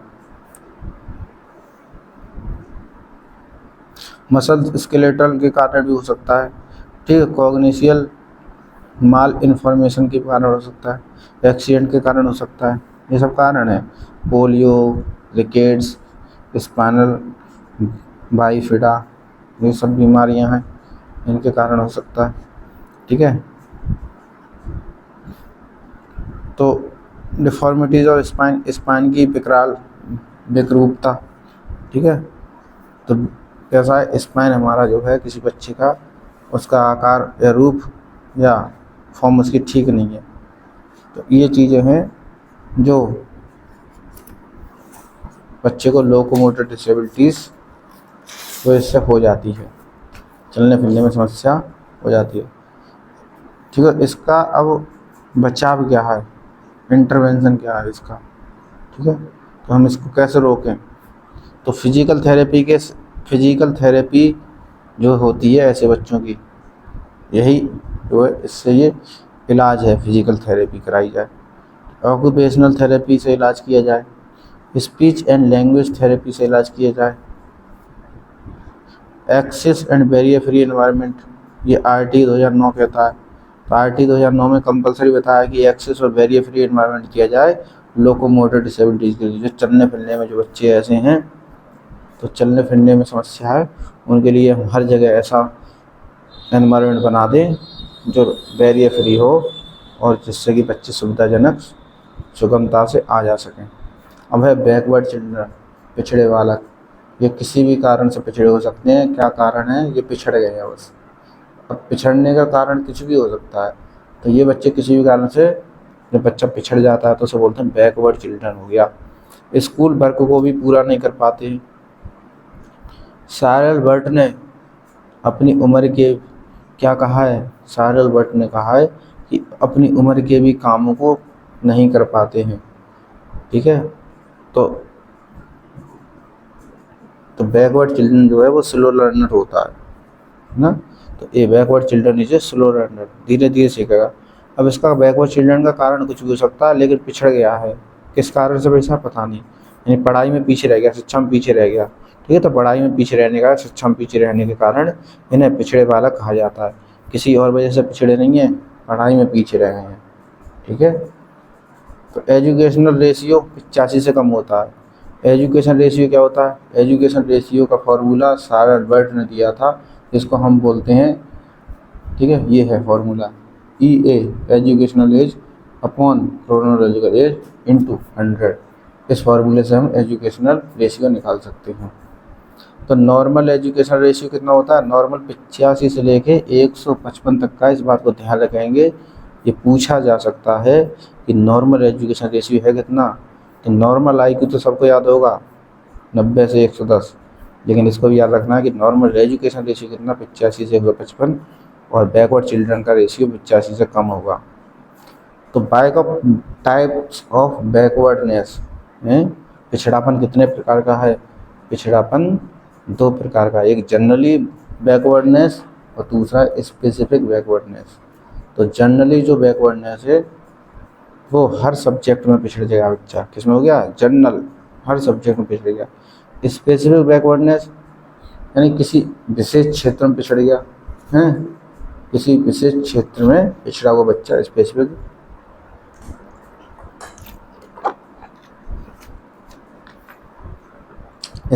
बैकवर्डनेस कहलाता है। ये दो तरह की बैकवर्डनेस है, दो तरह का पिछड़ापन है। बच्चा दो तरह से पिछड़ गया है, एक तो सभी विषय में पिछड़ जाएगा या एक स्पेसिफिक सब्जेक्ट में पिछड़ जाएगा। तो बैकवर्डनेस के कारण क्या है, पिछड़ेपन के कारण क्या है? अभी हमने कहा था कि बच्चा पढ़ाई में पिछड़ गया, शिक्षा में पिछड़ गया, लेकिन उसका कारण कुछ भी हो सकता है। तो क्या क्या कारण है वो देख लेते हैं। तो एक तो पुअर इंटेलेक्चुअलिटी एबिलिटी है, पुअर बौद्धिक क्षमता है, बौद्धिक योग्यता क्या है, बहुत कमज़ोर है। इंटेलेक्चुअल एबिलिटी कमज़ोर है, इंटेलिजेंस लेवल कमज़ोर है, कम है। फिजिकल डिफेक्ट्स और डिसीज़, यानी फिजिकली कैसा है, बीमार रहता है, बीमारी से ग्रसित रहता है, या फिर उसके अंदर कोई शारीरिक दोष है। पॉवर्टी, गरीबी, पुअर होम कंडीशन, भाई घर की हालत कैसे हैं, बहुत ज़्यादा नाजुक है, ख़राब है हालत, ठीक है। होम कंडीशंस, घर की कंडीशन बहुत ख़राब है। इमोशनल डिस्टर्बेंस, इमोशनली बच्चा बहुत डिस्टर्ब रहता है, ठीक है। द इन्फ्लुएंस ऑफ नेबरहुड, भाई आस पड़ोसियों का इन्फ्लुएंस भी पिछड़ेपन का कारण हो सकता है, ठीक है। तो पिछड़ेपन को कैसे पढ़ाएं, पिछड़े बालकों को पढ़ाएं कैसे? बच्चा पिछड़ गया है, ठीक है, क्या कारण है, ठीक है, लेकिन अब पढ़ाएं कैसे? तो इसको सिंपल और शॉर्ट मेथड से पढ़ाना चाहिए। पिछड़ा हुआ बालक है, इसको हमें सिंपल, जितना सिंपल हो सकता है और शॉर्ट मेथड से पढ़ाना चाहिए। कॉन्क्रीट मटेरियल दें, ऐसा मटेरियल, कॉन्क्रीट, ऐसा मटेरियल जिसको भी छू सके, देख सके, टच कर सके, लाइफ एक्सपीरियंस से जोड़ करके सिखाएं। तो उसको ऐसा सिखाना है कि उसकी खुद की ज़िंदगी के एक्सपीरियंस पर आधारित हो, है ना। तो जीवन अनुभव पर आधारित होकर के सिखाना है, लाइफ एक्सपीरियंस देनी है, ठीक है। तो सेल्फ कॉन्फिडेंस को जगाना बहुत ज़रूरी है। इन बच्चों में सेल्फ कॉन्फिडेंस कैसे बढ़ेगा? उनसे उनसे पहले सबसे पहले उनसे सिंपल जो है वर्क करवाना है, जिससे कि वो जब वर्क कर लेंगे, सिंपल कंप्लीट कर लेंगे सिंपल वर्क, तो उनके अंदर एक कॉन्फिडेंस डेवलप होगा। तो धीरे धीरे पहले तो उनका कॉन्फिडेंस जगाना है, ताकि उन्हें ये लगे कि हाँ हम भी सीख सकते हैं। तो उन्हें जो है धीरे धीरे, ठीक है, लीड करना है, lead him very slowly, lead करना है उन्हें, लीड हिम वेरी स्लोली, उन्हें बहुत धीरे धीरे लीड करना है, ठीक है। स्टेप बाय स्टेप मास्टरी हासिल कराएं, धीरे धीरे हर एक स्टेप पे उनको धीरे धीरे मास्टरी हासिल कराना, वही बच्चा फिर बैकवर्ड नहीं रहेगा। एक्स्ट्रा करिकुलर एक्टिविटीज़ में शामिल कराएं, ठीक है। पढ़ाई में जो है, पढ़ाई तो कराएं, साथ साथ एक्स्ट्रा करिकुलर जो एक्टिविटीज़ हैं उनमें भी शामिल कराना है। इंडिविजुअल अटेंशन देना पड़ेगा, ठीक है, यानी कि इनको इंडिविजुअली अलग से, क्लास के अलावा एक्स्ट्रा अलग से इनको हमें अटेंशन पर ध्यान देना पड़ेगा। कक्षा में जो भी कराएं उसमें बच्चे के सभी सेंसेस का एक्टिव यूज़ होना ज़रूरी है।